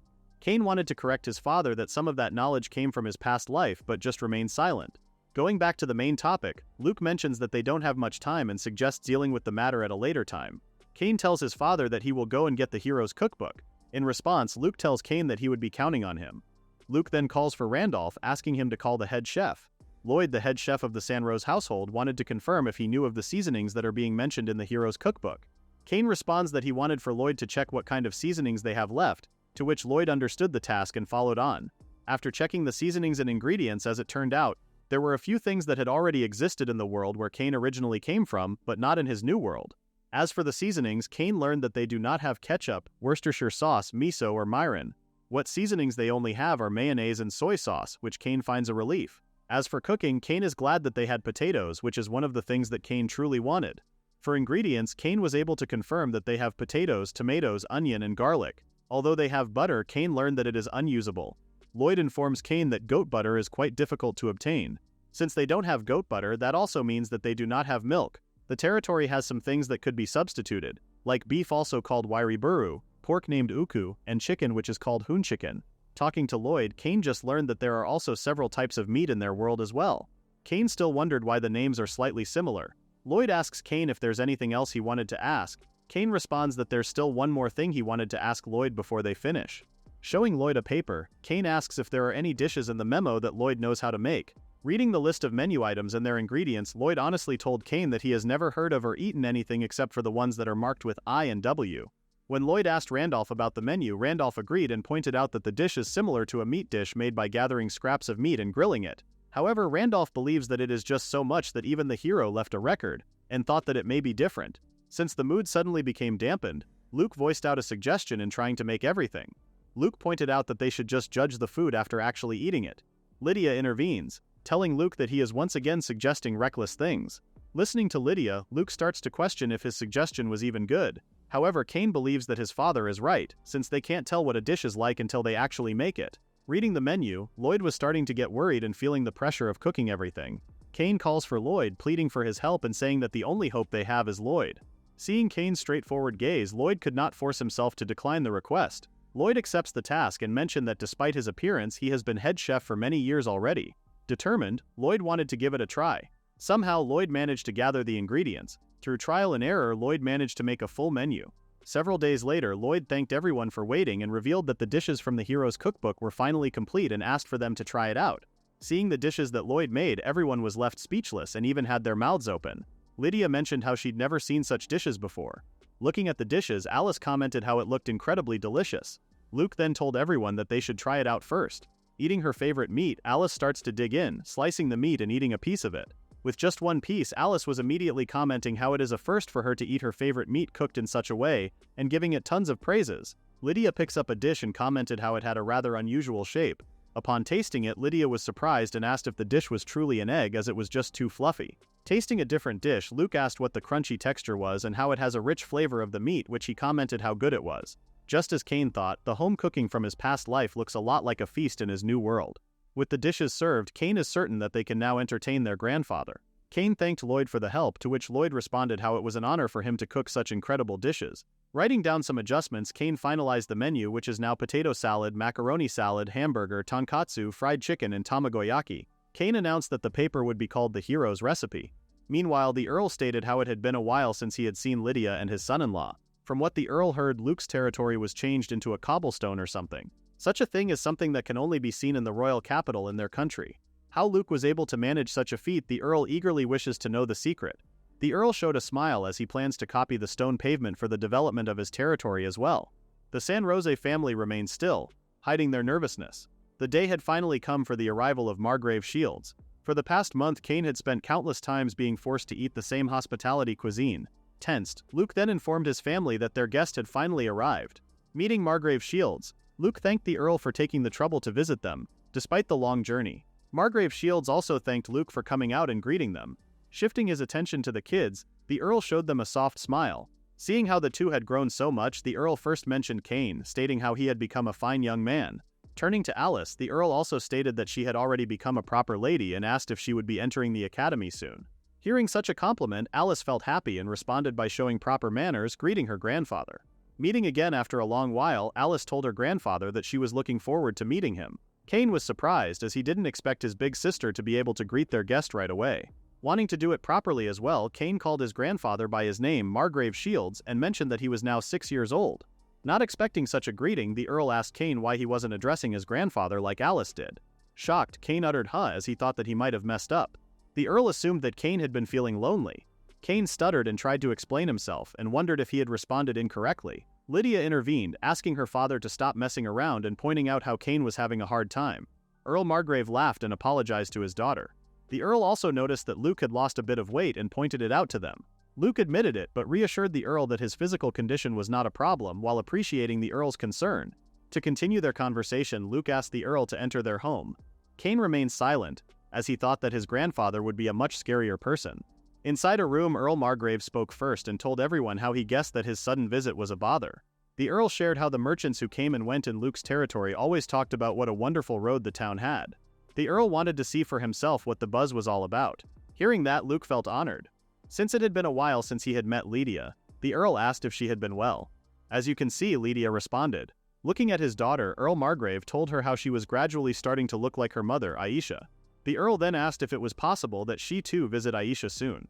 Curious, Lydia asked if her mother was doing all right, and said that she had also thought that both of her parents would be visiting them. Earl Margrave explained that they were originally supposed to visit together, but due to an injury her mother had sustained to her foot, she unfortunately had to give up on it. Worried, Lydia asked if her mother was okay and asked for more details as to what had happened. Seeing that he had made his daughter worry too much, Earl Margrave reassured her that it was nothing serious and explained that her mother had merely fallen while tending to the garden at the mansion, and that there was no need for Lydia to worry. With her worry gradually fading, Lydia told her father that she would visit soon. "Please do," Earl Margrave responded. After taking a sip of the tea, the Earl mentioned that he wanted to talk about the main topic. Earl Margrave commented on the road from the town to the mansion, stating that it was quite something. The Earl was reminded just how different it was to see something versus hearing about it. As soon as the Earl's group hit the cobblestones, the vibrations decreased and the speed picked up. The Earl also noticed how the road's surface was differentiated, making it seem easy for carriages to travel on. What pleased the Earl more was how clean the street was. Luke thanked the Earl for his praise and shared that after designating passage areas based on color differences, carriage-to-carriage accidents had also decreased. The cobblestone design was conceived by both Alice and Lydia, Luke said. Luke also shared that the road had become very sanitary because of the people in the territory who had been voluntarily cleaning it. Cain thought that it was just how it was, as due to the cobblestone effect, every day there were more volunteers cleaning, mainly around the shops along Main Street. Before the road had cobblestones, there used to be trash and horse droppings even during the day, but after the cobblestones were added, all of it has completely disappeared. Cain thought that such an act was very great, but he still wondered why the citizens had started cleaning.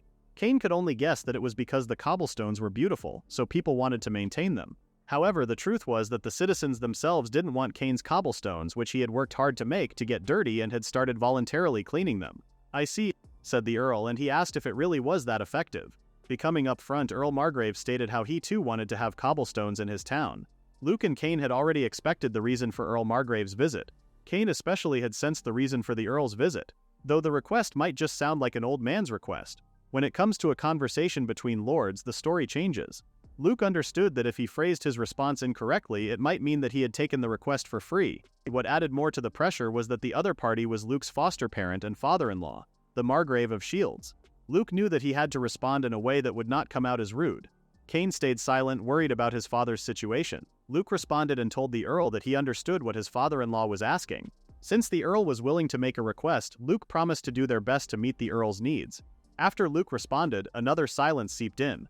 If it was something on par with the cobblestones in Luke's town, the Earl mentioned that he would like to commission it. The Earl then asked Luke about the conditions and the time frame. Caught off guard, Luke immediately called for Randolph and asked that he bring the item. "Yes, my lord," Randolph responded. Cain felt a slight relief as it looked like things were going well and believed that all the times they had practiced as a family had paid off. After seeing the model, the Earl had nothing but praise. It was then explained to the Earl that when laying the cobblestones they would first have to create a model similar to what was shown. It was also mentioned that the duration would be over 2 months, and the budget would be 500 gold coins. Cain wondered how things would turn out, as the requested amount was 25 times what it had been when he did it. After reading the terms, the Earl told Luke that he understood the details and would like to commission it right away. Except for Alice, everyone else was shocked that the Earl accepted such terms. Seeing their reaction, the Earl asked if there was something wrong. Luke was surprised and responded that there was none, and promised the Earl that they would take care of it right away. From what Cain understood, there would normally be haggling over the price, but he never expected the request to come without any negotiation. Cain expected nothing less from his grandfather and guessed that when there was money, there was power as well. The more Earl Margrave looked at the model, the more magnificent it became. Curious, the Earl asked who had made it. Since the Earl was asking them directly, Cain wondered how much information his grandfather had. Luke then shared that it was Cain who had done the construction using earth magic. The Earl was surprised as he didn't expect that it would be Cain. The Earl was also amazed that it was his very own grandson who had made it. Luke asked the Earl if they could discuss more of the details after dinner. The Earl agreed, as he too believed that hastening anything would waste their efforts. Lydia told her father that they had prepared a room and suggested that he rest for a bit, as she would show him the way. "All right, thanks," said Earl Margrave.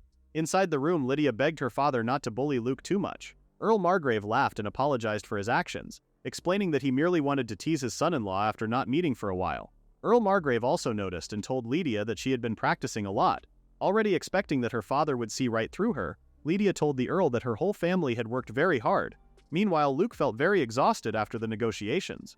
The Earl told Lydia that he found pleasure in the way her family got along so well, and he also found relief that Luke had grown. Earl Margrave then turned serious and told Lydia that the town model that was shown was dangerous, and asked if there was anyone else who knew the details. Lydia turned serious as well and responded that as far as she knew, it was still just her father. Lydia also had put a gag order on the family. The Earl pointed out that it could be considered treason if handled poorly, and suggested that she be extremely careful. Lydia understood her father's worries and thanked him, appreciating his concern. Changing the topic, the Earl asked Lydia if she would be alright at tonight's dinner party. The Earl remembered that the last one they had was pretty simple. Lydia reassured her father that she was alright and promised that the dinner the Earl would be having tonight was special. Lydia shared with her father the menu for the dinner party, which featured dishes based on the recipes of the hero. Shocked, the Earl asked if what he had heard was the truth, about making dishes based on the hero's recipes. Lydia laughed and told her father that she would share more of the details after dinner. When it was finally time for dinner, the Earl felt marvel, as it was a first for him to see dishes that were from the hero's cookbook. Tasting his first dish, the Earl sliced meat and took a bite. The Earl's eyes widened, wondering what he had just tasted, as it was simply really delicious. Tasting another dish, the Earl was once again full of praise and even commented that it was the best egg dish. Seeing how pleased his father-in-law was, Luke offered to give today's recipe, as he too wanted Aisha to try them as well. Shocked, Earl Margrave asked if he was serious. The Earl told Luke that it was very kind of him and was certain that Aisha would be delighted to taste them. Both Cain and Lloyd were happy, as the hero's recipes were a huge success. In the end, the Earl ate 3 extra servings of the egg dish, and the discussion about the cobblestones also made rapid progress. The next day, the Earl stated that to pave their territory with stone, they would need Cain and the others to stay for several months. Lydia was fine with it and mentioned that she had already told Cain about it. When that happened, Lydia would be accompanying them as well. The Earl felt reassured and guessed that they would need to make various adjustments, after which the Earl asked Lydia to do it after the new year. As for the other conditions, Earl Margrave stated that he would need to discuss them with the bureaucrats and planned to discuss the results when Lydia visited their country. "Understood," Lydia responded. Turning his focus onto Cain, the Earl winked at him and mentioned that he would be counting on him. Yes," said Cain. When the Earl finally took his leave, the Sanroze family waved at them before letting out a sigh of relief. Luke stated that he had managed to get through it without any major faux pas. Seeing her husband's worried look, Lydia guessed that he was tired. Cain thought that his grandfather, Marquis Shields, was a man with a strong personality. The tension dissipated all at once, and Cain now felt sleepy. The cobblestone plan they had agreed on could now proceed smoothly, which made Cain think that he should start practicing his magic and all. For the time being, all Cain wanted was just to take a break. Laying on his bed, Cain thought that napping was the best. Days passed after Marquis Shields returned. As Cain wondered what he would be doing for the day, he decided to visit the archives. Lately, Cain and everyone else had been busy with road maintenance and hospitality preparations, which resulted in him having no time to read the hero's tome at all. With Cain able to free up some time, he wanted to continue reading the book, as he was certain that there were lots of important things written in it about their world and its magic. Hearing noise inside, Cain grew curious and took a peek. What Cain saw was Lydia laughing with their maids. "Oh my," says Lydia after spotting Cain. Lydia reminds Cain that he has to knock before entering a room. Realizing his mistake, Cain apologizes. Lydia shows that it doesn't bother her that much, but asks Cain that he be more careful next time. Seeing how jolly his mother is, Cain asks if something good happened. Still laughing, Lydia asks Cain if it was really that obvious. Lydia shares how she got a letter saying that everyone is coming home for New Year's this year. Checking the letter for himself, Cain learns that it was from their eldest son, Arthur. What was written is that all 3 of the elder siblings, Arthur, Benjamin, and Chris, will be spending New Year's together at the Sanroze household. Although Cain doesn't have any recollection of his elder brothers Arthur and Chris, he is still pleased to hear that they will be coming back. Cain feels excited just thinking that the 4 Sanroze brothers will finally be together. Lydia also mentions that news of the cobblestone roads of the Sanroze territory has reached the royal capital, and that it was also written in the letter. "That's amazing, Cain," says Lydia. Curious, Cain asks Lydia if she knows how many years it has been since all the brothers were together. From what Lydia recalls, Chris hasn't come back even once since entering the academy. Using that as a basis, Lydia believes that it has been 3 years. Since the brothers will be reunited again, Lydia really looks forward to it. Lydia wishes for Chef Lloyd to make them some delicious food again during New Year's. Cain adores Lydia, as he finds her clumsiness and all her other traits cute, making him too wonder if his father had fallen for Lydia in the same way. "Good for you, mother," says Cain. Inside the library, Cain is very eager for the day when his older brothers come back. Before that, Cain wants to keep reading the Book of the Hero. Cain forgets what page he last read. While skipping through the pages, Cain grows curious as he notices that the last few pages are stuck together. Cain is shocked as he didn't notice that there were glasses in the middle. Though the glasses are small, Cain wonders how to use them. All of a sudden, the glasses light up and grow. Cain is amazed as the glasses are now at a wearable size for him. This makes Cain wonder if the glasses have been enchanted with size adjustment magic. The moment Cain puts them on, he is surprised when he sees a screen in front of him. And shown on the screen, it thanked Cain for accepting the gift and now explained how to use the glasses. Cain confirmed his theory when it told him that the glasses were enchanted with the magic of magnification and reduction. When not in use, the glasses shrink. When they are being used, they will grow enough to fit the user's size. The glasses Cain stumbled upon can use the analysis skill. It was explained to Cain how to use the glasses, and that is by putting the object he wanted to analyze in his field of vision and just saying analyze. After chanting, a window will open in front of him, displaying the analysis results of the target object. With the hero's last message, he hoped that it would be of great use to the new owner. Cain was very much grateful to the hero as he now could use the analysis skill after being guided. Cain stopped for a moment as he remembered that he had a magic that required the analysis skill. Both curious and excited, Cain wanted to check it out right away and immediately opened his status. As Cain proceeded to check out his locked skill, it showed again that an advanced skill called analysis is required. Cain became excited as he could investigate the skill with his analysis skill. What made Cain even happier is the thought that he could finally use magical circle magic, a spell which he had given up on. Cain dove through the procedure on how he could use magical circle magic. Firstly, Cain could create magical ink, then analyze magic, transcribe it into a magical circle, and lastly transcribe the magical circle onto something. After figuring out the procedure, Cain immediately went ahead with the first step, and that is creating magical ink. Putting his palms out, Cain imagined that there was an ink bottle on his palm and channeled his magic into it. Trusting himself, Cain managed to complete the first step. Seeing how beautiful the magical ink is, Cain couldn't help but feel pumped up. For the next step, Cain would now have to create a magical circle. But before he continued, he wanted to analyze the magic first. Cain looked puzzled, as he was certain that he needed magic with a skill level of at least 1 to analyze it. Cain saw that the magical array or circle magic is level 1, and he felt frustrated since he knew that if it went down by more than 1 it would become 0, which is basically unusable. From the looks of things, Cain thought that he had no choice but to wait for the skill level to rise gradually. Cain's attention was drawn to the light that was coming from the magical lamp. Seeing the lamp, Cain wondered if he could analyze that as a last resort. When Cain used analysis, he was shocked when multiple windows suddenly appeared. Lots of unknown symbols appeared, making Cain wonder if it was an analysis of magic. Cain also wondered if he was supposed to use Create Magical Array after getting it into such a state. With curiosity getting ahead of him, Cain decided to try casting it. After chanting Create Magical Array, another symbol appeared. This made Cain even more curious, and he wondered if it was the magical circle of the magic lamp. Cain continued to use the analysis skill. Another window hovered over the symbol and stated, "Of daily life magic, the magical circle of light." Cain wondered why he was able to analyze it despite being a low level, and also wondered if light doesn't have a level at all. What made Cain more curious is the daily life magic being stated, as he had no clue what it meant. Not wanting to dwell on that any longer, Cain shifted his focus to things he could do, and that is the light magical circle. Cain decided to try copying it onto a parchment. After preparing the items that he needed, Cain hoped that his experiment would go well. Cain cast Magical Circle Transcription. Cain was caught off guard when the magical ink suddenly shook. Seeing the ink move on its own and creating a magic circle, Cain was nothing but amazed.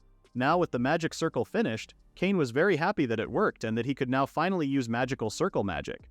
Wondering how he was supposed to use the magic circle, Cain once again used analysis. From there, Cain learned that he could use it by touching the magical circle of light from domestic magic and channeling his magic into it. Cain really wanted to thank the hero, as the glasses he gave which allowed Cain to use analysis proved to make things more convenient. Trying the spell out, Cain touched the magical circle and channeled his magic into it. The magic circle gradually vanished and turned into an orb. Cain couldn't hide his excitement and joy at being able to use light magic. Out of nowhere, a window appeared, which confused Cain. When Cain finally noticed a triangular-shaped icon, he clicked it and saw that the magic circle was in there. Seeing the light magic circle, Cain was yet again amazed and wondered if it was possible that he could stock the magic circle he had created. It made Cain want to collect various magic circles. Now, Cain then thought that if he stocked it and transferred it to an item, he would be able to create a sword that emits fire, or a staff of ice, or something similar to that. With many possibilities going through his head, it made Cain think that if his ideas were true, then he could essentially use all kinds of magic. That's the strongest, isn't it? Cain thought. Cain was now even more amazed at what he had stumbled upon. as he now believed that he had opened a door to more possibilities and might possibly even expand further. Having a lot to do is exciting, said Cain. Unable to control his emotions, Cain ended up dancing. Meanwhile, Alice was looking for Cain, as it was almost time for dinner. When Alice finally found Cain, she was too shocked to react upon seeing him dance. Cain became embarrassed when he also saw Alice and froze. When construction of the cobblestone road started, people flocked around as they were very intrigued with how it was being worked on. Using his earth magic stone, Cain easily made the items they needed for the road. The crowd cheered as they all felt amazed seeing Cain's magic, and it didn't matter how many times they had seen it. Grateful, the citizens thanked Cain. Let's do it again, says Cain. Upon hearing his brother's name, Arthur Sanroze, the eldest of the Sanroze children, asks if it is really his brother. Chris Sanroze, the third son of Luke, was also present and was speechless with what he had witnessed. Arthur finally sees his little brother after a long time and guesses that he has grown up a lot. Chris wondered how many years it had been since he last saw Cain. Chris asks Cain to confirm if he still remembered him. Chris shared how their mother instructed him not to disturb Cain, so the two siblings didn't get to play around that much. Now that Cain has all grown up, Chris tells his brother that they should get along moving forward. Stuttering, Cain responded, yes. Cain never expected that his older brother would act in such a way to the point that the two are so close. Benjamin told his two brothers that they are getting a bit too close and that Cain's getting flustered because of them. Arthur understood and suggested that they continue the conversation more at the mansion.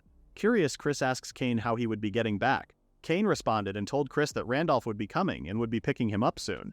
Cain shared with his brothers how he was just making cobblestones with Gardy and the others. Chris was amazed when he heard Cain mention what he was doing.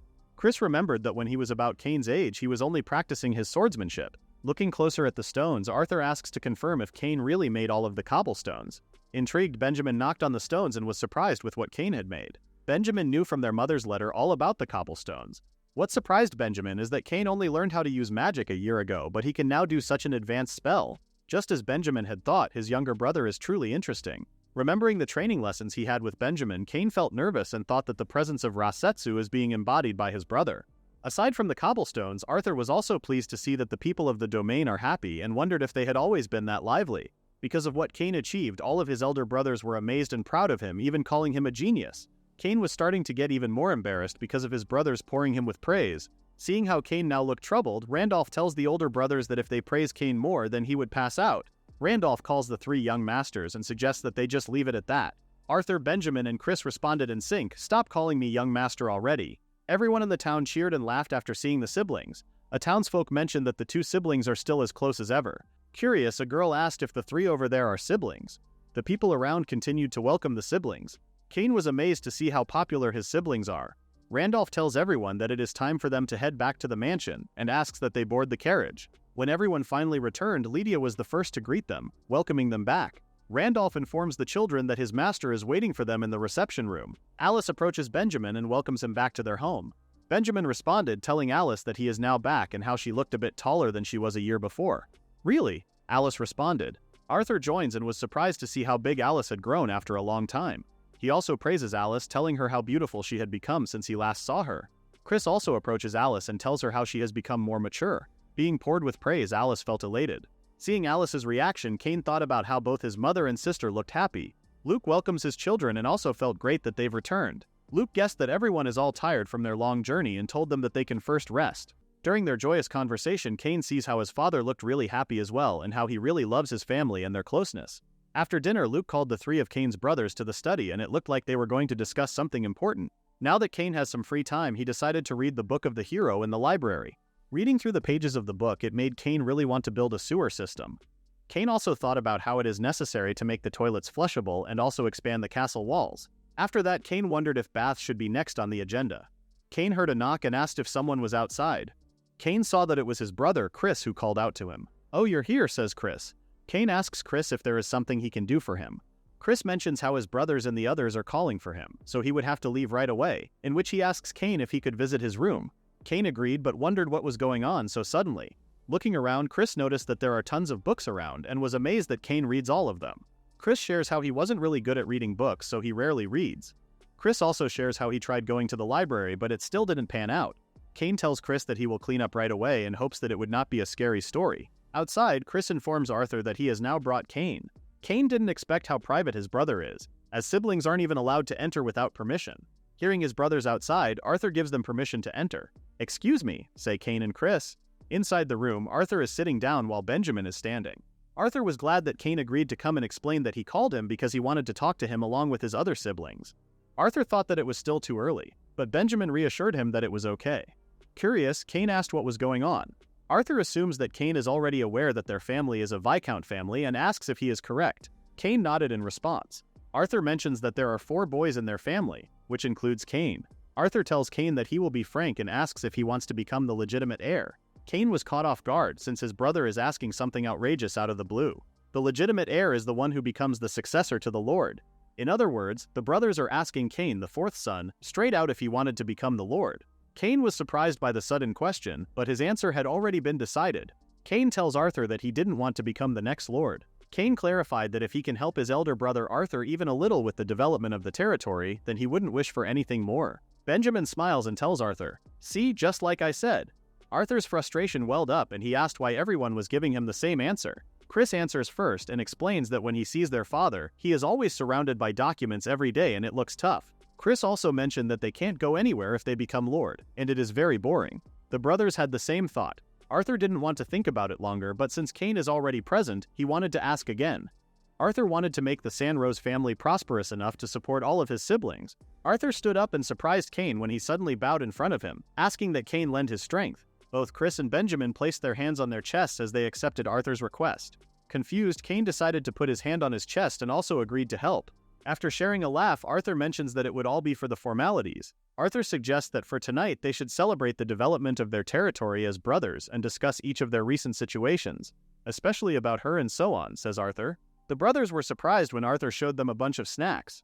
Arthur suggests that they start the conversation with Chris. Surprised, Chris asks why it was him first. Benjamin made it clear that nothing is going on with him. Going back in time after dinner while Cain was still in the library, Luke thanks everyone for their reports. Luke wanted to ask one more favor from them.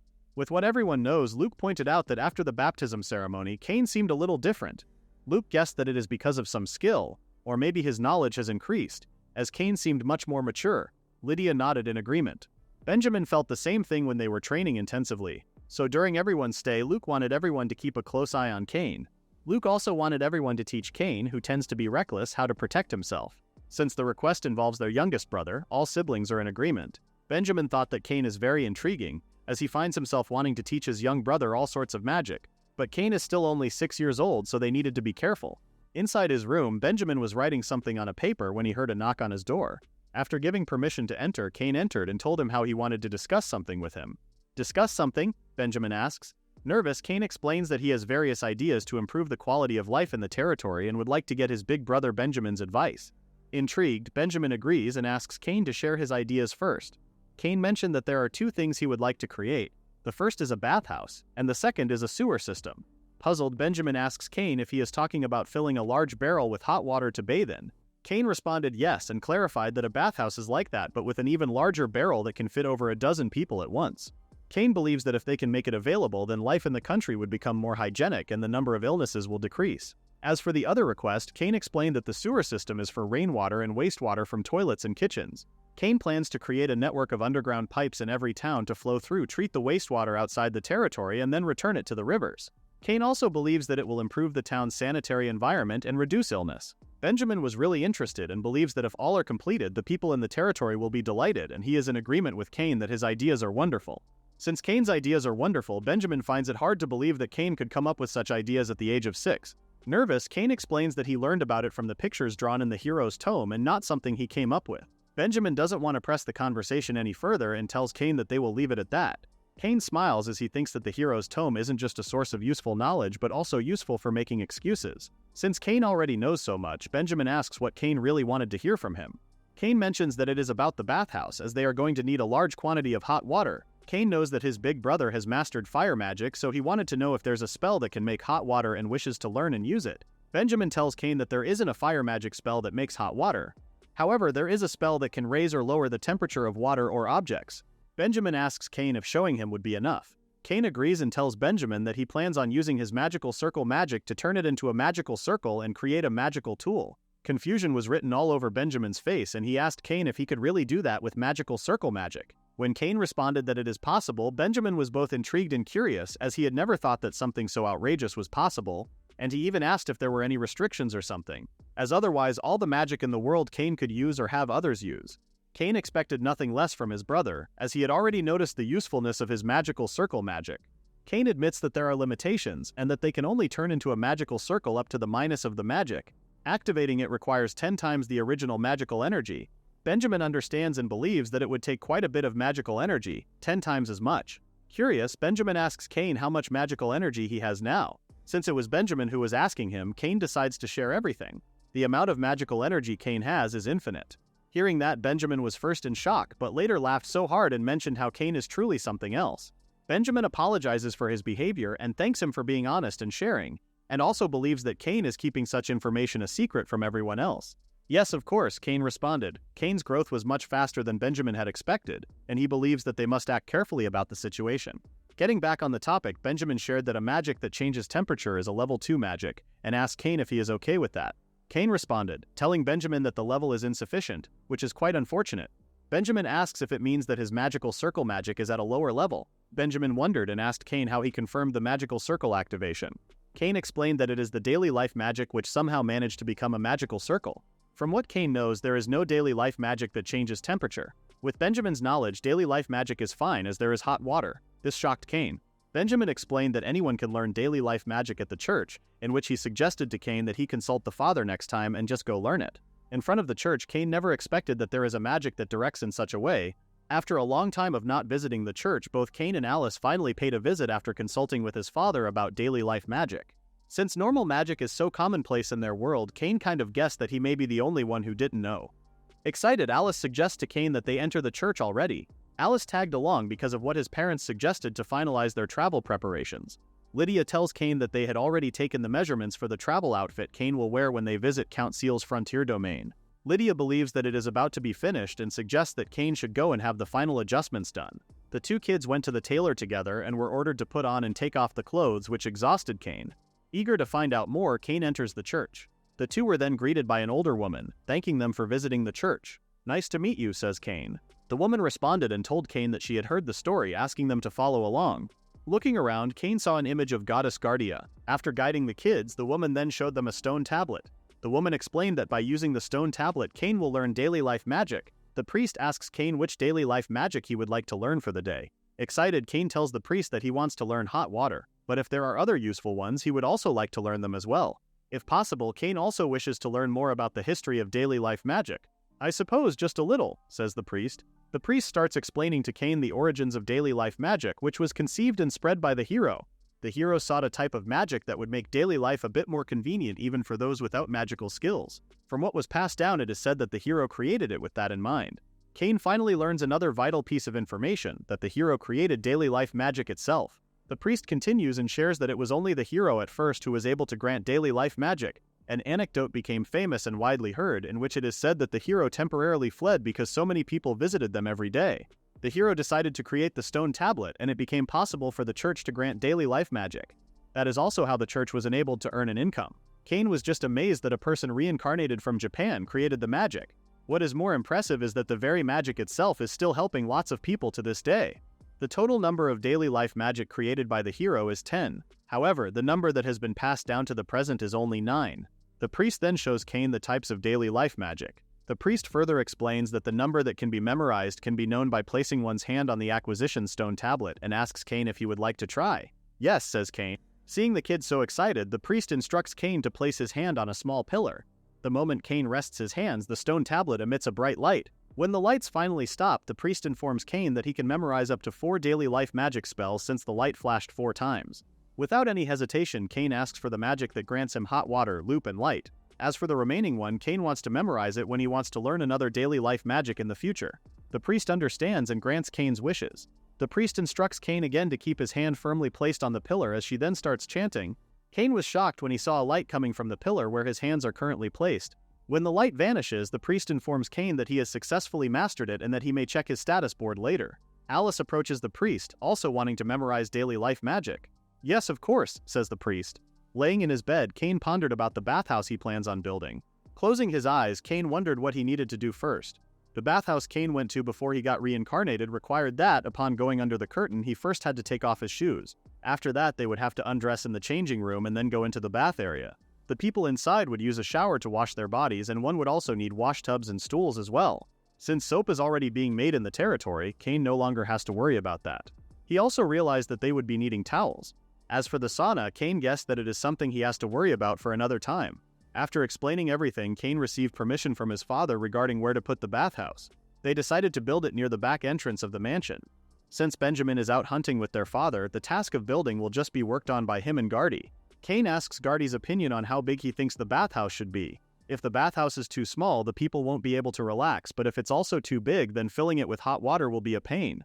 Gardy was still in the dark about what they are trying to build, so he asks Cain what a bathhouse is exactly. Cain was in shock, as he remembered that in their world, everybody uses cleanup to get their bodies clean. That also means that there are people who don't know what a bath is. Cain admits that since they already have magic, there is not much point in going out of their way to build a bathhouse. However, there are also people who don't have the ability to use cleanup, which may cause them trouble. What concerned Cain especially are the people who can't afford to make donations to the church, which also means that they may not be able to receive daily life magic. The maid spoke to Cain and Alice, telling them that it's time for bed, and that they will be using cleanup to get them nice and clean before heading to bed. The maid touches Cain's hands and uses cleanup. Cain was surprised that it was done within seconds. The maid then turns to Alice, as it was her turn next. What frustrates Cain is that the cleanup spell only cleans the surface of the body and that it does not remove the tiredness from inside one's body. What Cain wants is to soak in a hot bath and slowly wash away the day's fatigue, which is why Cain is determined to build a bathhouse no matter what it takes. After explaining to Gardy what a bathhouse is, Gardy thought that it would be best to make the bathhouse big enough for about 3 adults to bathe together. When the madam will bathe, Gardy imagines that a maid would go in with her and help out. Cain also imagines it and thinks that Gardy may be correct. Cain likes Gardy's suggestion and decides that they will be making the place big enough for 3 people to fit in. Cain thought that they would be needing windows as well, and asks Gardy if he knows a place where they can have them made. Thinking about windows, Gardy tells Cain honestly that he wasn't sure himself, so he will ask Randolph instead. Okay, please do, Cain responded. Since they also need to decide what to do about the roof, Cain wondered if he should imagine stone walls with hollow spaces inside. Cain also thought of another idea, which is building solid stone walls and using delete afterward to remove the inside. If Cain does not think about the order, then he may not be able to build the bathhouse. When Cain tried it before, he couldn't get the stone walls to connect properly if he made them on top of the training wall. Cain knew that he had to think it through carefully before starting construction. Gardy arrives and apologizes to Cain for making him wait, mentioning that he brought Randolph with him. Since Noelle was also in the mansion, Gardy also called her. Noelle greets Cain as it had been a while. From what Noelle heard about the situation, she came hoping that she could be of some help to Cain. Cain felt reassured and thanked Noelle. Going back to the topic, Randolph asks Cain what kind of windows he had in mind. Cain's goal is ventilation, so they don't need to open very wide, and he also wants the type where people can't see from the outside. Cain gave an example, which is a window where you can push the lower part from the inside to open. Hearing Cain out, Randolph believes that there is something like that, but it will be on a bit of a larger side. Randolph tells Cain that he can have a few delivered to the mansion as early as tomorrow. Please do, says Cain. Cain also asks Randolph to bring several different sizes and styles, which Randolph agrees to. Cain turns to Noelle as he wants her advice on building the bathhouse. Cain informs Noelle that he wants the bathhouse to have a bathtub and a place to wash their bodies, plus a changing room to undress in and a separate room to store extra hot water, which amounts to 3 areas. Frustrated, Cain believes that he can hollow out the inside of the walls to create the spaces, but he can't get the inner walls and the bathtub to stay in place. Noelle asks Cain, trying to confirm with him if he really needs to make everything at once with magic. Noelle pointed out that Cain can make whatever he can with magic, and for the rest she suggests having the stoneworkers and carpenters guilds build it. Cain was shocked, as he then turned to Gardy and the two stared at each other. Cain realized that Noelle was correct. Cain admitted that everything was difficult because he was trying to do everything with magic. Cain could just make the walls and bathtub with magic and then have the roof and other parts built normally. Cain thanks Noelle for giving him the idea. Not at all. It is an honor to be of service, Noelle responded. With the plan all set, Cain suggests that they start building everything except for the roof. Using his earth magic, Cain creates the stone wall. With the wall ready, Cain's next task was to open the doors and windows. Before doing that, Cain circulates his mana properly and splits it into several small casts. To create the windows and doors, Cain deletes parts of the walls. Seeing the results, Randolph was very impressed and mentioned how he expected nothing less from Cain. Noelle too was amazed, seeing that Cain did it all at once. Gardy asks Cain what he will do about the floor, and if he is going to pave it with stone. Cain plans to make a low stone paving and turn it into a stone floor. Cain will tilt the floor in the bath area a little so the water can drain. Setting his plan in motion, Cain asks for everybody to watch. Using Stonewall, Cain shows everyone what he had envisioned: a sloped stone-paved floor. Gardy saw the finished floor and praised Cain for doing an excellent job.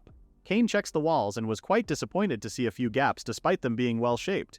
Seeing parts of the wall that are a bit rough, Cain guessed that he should tidy it up a bit more. Looking at Cain, Noel knew that he had already reached a level where he could cut down the effort and time needed to build a house by a huge amount, and yet he still aimed for even greater heights. Noel's thoughts about Cain were that he is truly a driven person. Excited, Cain now plans on building the bathtub next, using stone walls first and then delete. Cain successfully created a bathtub. Everyone was surprised at how pristine it looked. Gardy asks Cain if that is where they will be getting in. Cain responded, yeah, and shared how glad he is that he managed to do it somehow with earth magic. Pleased with the step they achieved, Noel tells Cain that the next step would be filling it with hot water. That's right, says Cain. Cain's bright smile immediately vanished when he realized that he never thought about how to supply the water. Seeing Cain's reaction, Noel asks Cain if there was a problem. Cain's worries about the water supply were now getting over his head as he wondered where he would get it. Cain started regretting the location where he built the bathhouse and thought that he should have built it closer to the well. Left with no other choice, Cain thought of just making something like a water pipe. Overhearing Cain, Noel asks him what a water pipe is. Cain realized that a water pipe is something that everyone still has no knowledge of. Cain explains it to Noel, informing her that it is a pipe that lets water flow through it. Cain pointed out how it would be a lot of work to haul water over and over every time they use the bathhouse. Cain wants to make a pipe that carries water from the well to the bathhouse to cut down on all the effort. What also worries Cain is that if he creates clay and uses it for a long time, the dirt might start mixing into the water. Hearing Cain's explanation, the others too felt troubled. After taking some time to think, Cain remembered a spell and thought that he might be able to use it. Earth press, a skill that applies pressure to the affected surface, smoothing and hardening it. If Cain were to surround the soil with it, it would be similar to concrete. Cain is certain that it may work somehow. Calling everyone's attention, Cain asks for their help once again. Cain explains the plan. Firstly, he had Randolph inform his father that he wanted to lay a water pipe from the well to the bathhouse, and once he gets permission, they will resume work. During the process, Cain and everyone encountered a few failures along the way, but Noel worked out how to give it the proper slope and solve the problem. Cain expected nothing less from the maintenance bureau. Though the process took quite a bit of time, Cain and the others finally managed to get the pipe into shape. Cain thanks everyone for their help. Noel and the others were glad that they could be of help to Cain. Cain and the others laughed as he pointed out how they are now all covered in mud. After installing the pipe, Cain asks Gardy if they just need to fill the inside with water. Cain responded yeah, but told Gardy that he wanted to fill it about halfway since pumping water is hard work, and he thought that they should take turns and do their best. Everyone took turns working the pump until the bathtub was filled to about halfway with water. Since they were all exhausted, they took a short break. Cain made some simple chairs with magic. Sipping his drink, Cain thought that if they do not come up with a better way, pumping the water every day will be very rough for them. After filling the tub halfway, Randolph asks Cain what he intends to do next. Cain plans on using hot water and adding boiling water until it reaches a good temperature. Cain then told everyone to watch as he showed his newly gained ability, hot water. Cain smiled since it was his first time seeing the spell being used and thought how handy life magic is. Putting his hand in the water, Cain felt that it was still not that warm, so he decided to add more hot water. With the water in the tub stopping at about 3/4 full, Cain thought that it should be good enough. Cain let out a breather as the work was pretty tiring. Cain stated that around 1 part hot to 2 parts cold seemed right for the tub. Calling Gardy, Randolph, and Noel's names, he asks their thoughts about the tub. Speechless at first, Noel spoke and asked Cain if that is what he called a bath. Gardy mentions how all the steam coming from the water makes it look like it is really hot. After putting their own hands in the water, Noel realized that it isn't too hot or too cold and is just about right. Gardy agreed and stated that they could stay in the water for a long time at that temperature. Listening to how pleased everyone was, Cain suggested that they go ahead and enjoy the water a little first. Placing their feet in the water, Noel tells Cain how it felt wonderful. Noel was surprised that her whole body felt warm even though it was only her feet in the water. Gardy felt how the water was really taking his fatigue away. Seeing how everyone liked it, Cain is very pleased. Since everyone is already happy, Cain thought about how everyone should be happy while having a proper bath. Scratching his head, Cain later realized that he hadn't thought at all about how to drain the water. Seeing how glum Cain looked, Noel asks if there was something wrong. Cain apologized to everyone and then had them help him make a drain pipe. Surprised, Noel tells Cain to stop apologizing so much. Gardy agrees with Noel and tells Cain that they can just work hard together again. By the time they finished, the sun had set and it was already dark. "It's done," says Cain after seeing the drain pipe work. Cain was terribly exhausted and mentioned how he had just soaked his feet to recover from the fatigue, and then went and tired himself out again making the drain pipe. He thought how the previous world had everything prepared for them. Cain is very determined that for tomorrow he will soak in a proper bath. Cain turns to everyone, telling them that he will be counting on them again tomorrow. Both Gardy and Noel were all in, while Randolph tells Cain that it is now time for his dinner. At the dining table, both Arthur and Chris looked so down. Cain couldn't believe how glum his brothers looked just from desk work. It made Cain wonder how brutal a lord's job is. Seeing both Arthur and Chris's expressions, Lydia asks that they pull themselves together. Lydia tells Arthur that the workload he handled for the day is still considered light. Lydia then turns to Chris, pointing it out to him that once he has a girlfriend, he will have to be the one to take the lead. She then asked both how they can be so worn out from just that much. Lydia makes Alice a perfect example of proper manners, pointing out that she looked full of energy. Cain was shocked to see Alice not showing any sign of being tired from studying. Chris couldn't hide how exhausted he is from visiting 10 shops in a day without a break. Listening to his brother, Cain realized that Chris went out making the rounds to greet people in the territory. Meanwhile, the only thing that is on Cain's mind is finishing the bath as fast as possible. The next morning, a group of men visited Cain and greeted him. Noel introduces the men as the craftsmen from the Stoneworkers Guild and the Carpenters Guild. Cain greeted the men and told them that he will be counting on them. Getting right to the main objective, Cain wants the men to put a roof, doors, and windows on the bathhouse. Cain also wishes for them to fix the bathtub in place inside. Seeing how intrigued the workers are with the tub, Cain asks the foreman how long he thinks the work would take. Giving a thumbs up, the man tells Cain that they will be finished before sunset. Really, Cain responded. The craftsmen immediately split up, brought in lumber and plaster, and started working.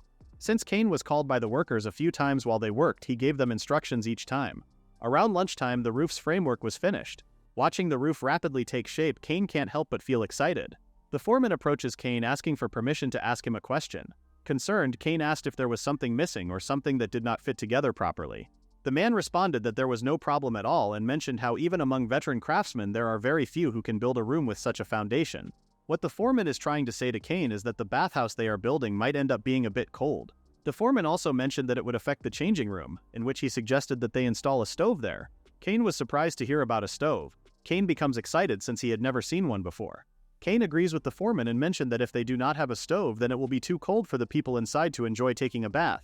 Cain asks the foreman if he can add one as well. The foreman had no problem with it and could even prepare one right away.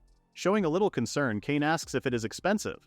If the stove is indeed expensive, Cain suggested that they let him see the shape so he could make one himself. The foreman stops Cain and tells him that the budget he provided for the facility is more than enough. In return, the foreman asks Cain if he can build a barrier or enclosure around the stone. Cain does not see any problem with that and immediately makes one using earth magic. The foreman heard stories about Cain, but what he never expected was that Cain could create something like that in an instant.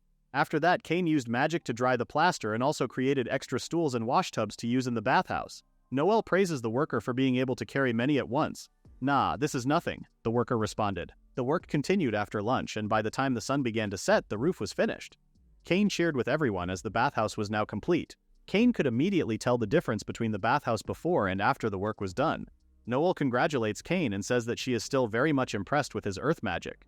Confused, Cain asks Noel what she is talking about and points out that it was all thanks to everyone's help. Showing a bright smile, Cain thanks everyone, saying that if it weren't for them, then they wouldn't have the best bathhouse. After that, Cain got everything ready for tonight's grand opening. He set out the towels and high-quality soap needed when using the bath, along with baskets for putting clothes in. Cain used the life magic light to place several light sources. At the same time, he explained to the maids how to use the bath. Calling Cain's name, Lydia heard about the bathhouse from the maids. Cain was pleased with his mother calling out her name. Lydia thought that it was wonderful, as she couldn't believe that Cain was able to create something so amazing. Lydia also heard from Randolph that the bathhouse was successfully completed thanks to Cain's leadership and magic, which she finds truly marvelous. Cain clarified that it wasn't just him, but that it was all thanks to everyone working together. Lydia wondered if it would be alright for her to use the bathhouse as well. Cain had no problem with it and allowed his mother to use it. Overhearing the conversation, Alice appeared and told Cain that she too wants to use it. Surprised, Cain also allowed Alice to use it. Happy, Alice suggested that Cain join them in taking a bath with Lydia. When Lydia agreed, Cain was surprised.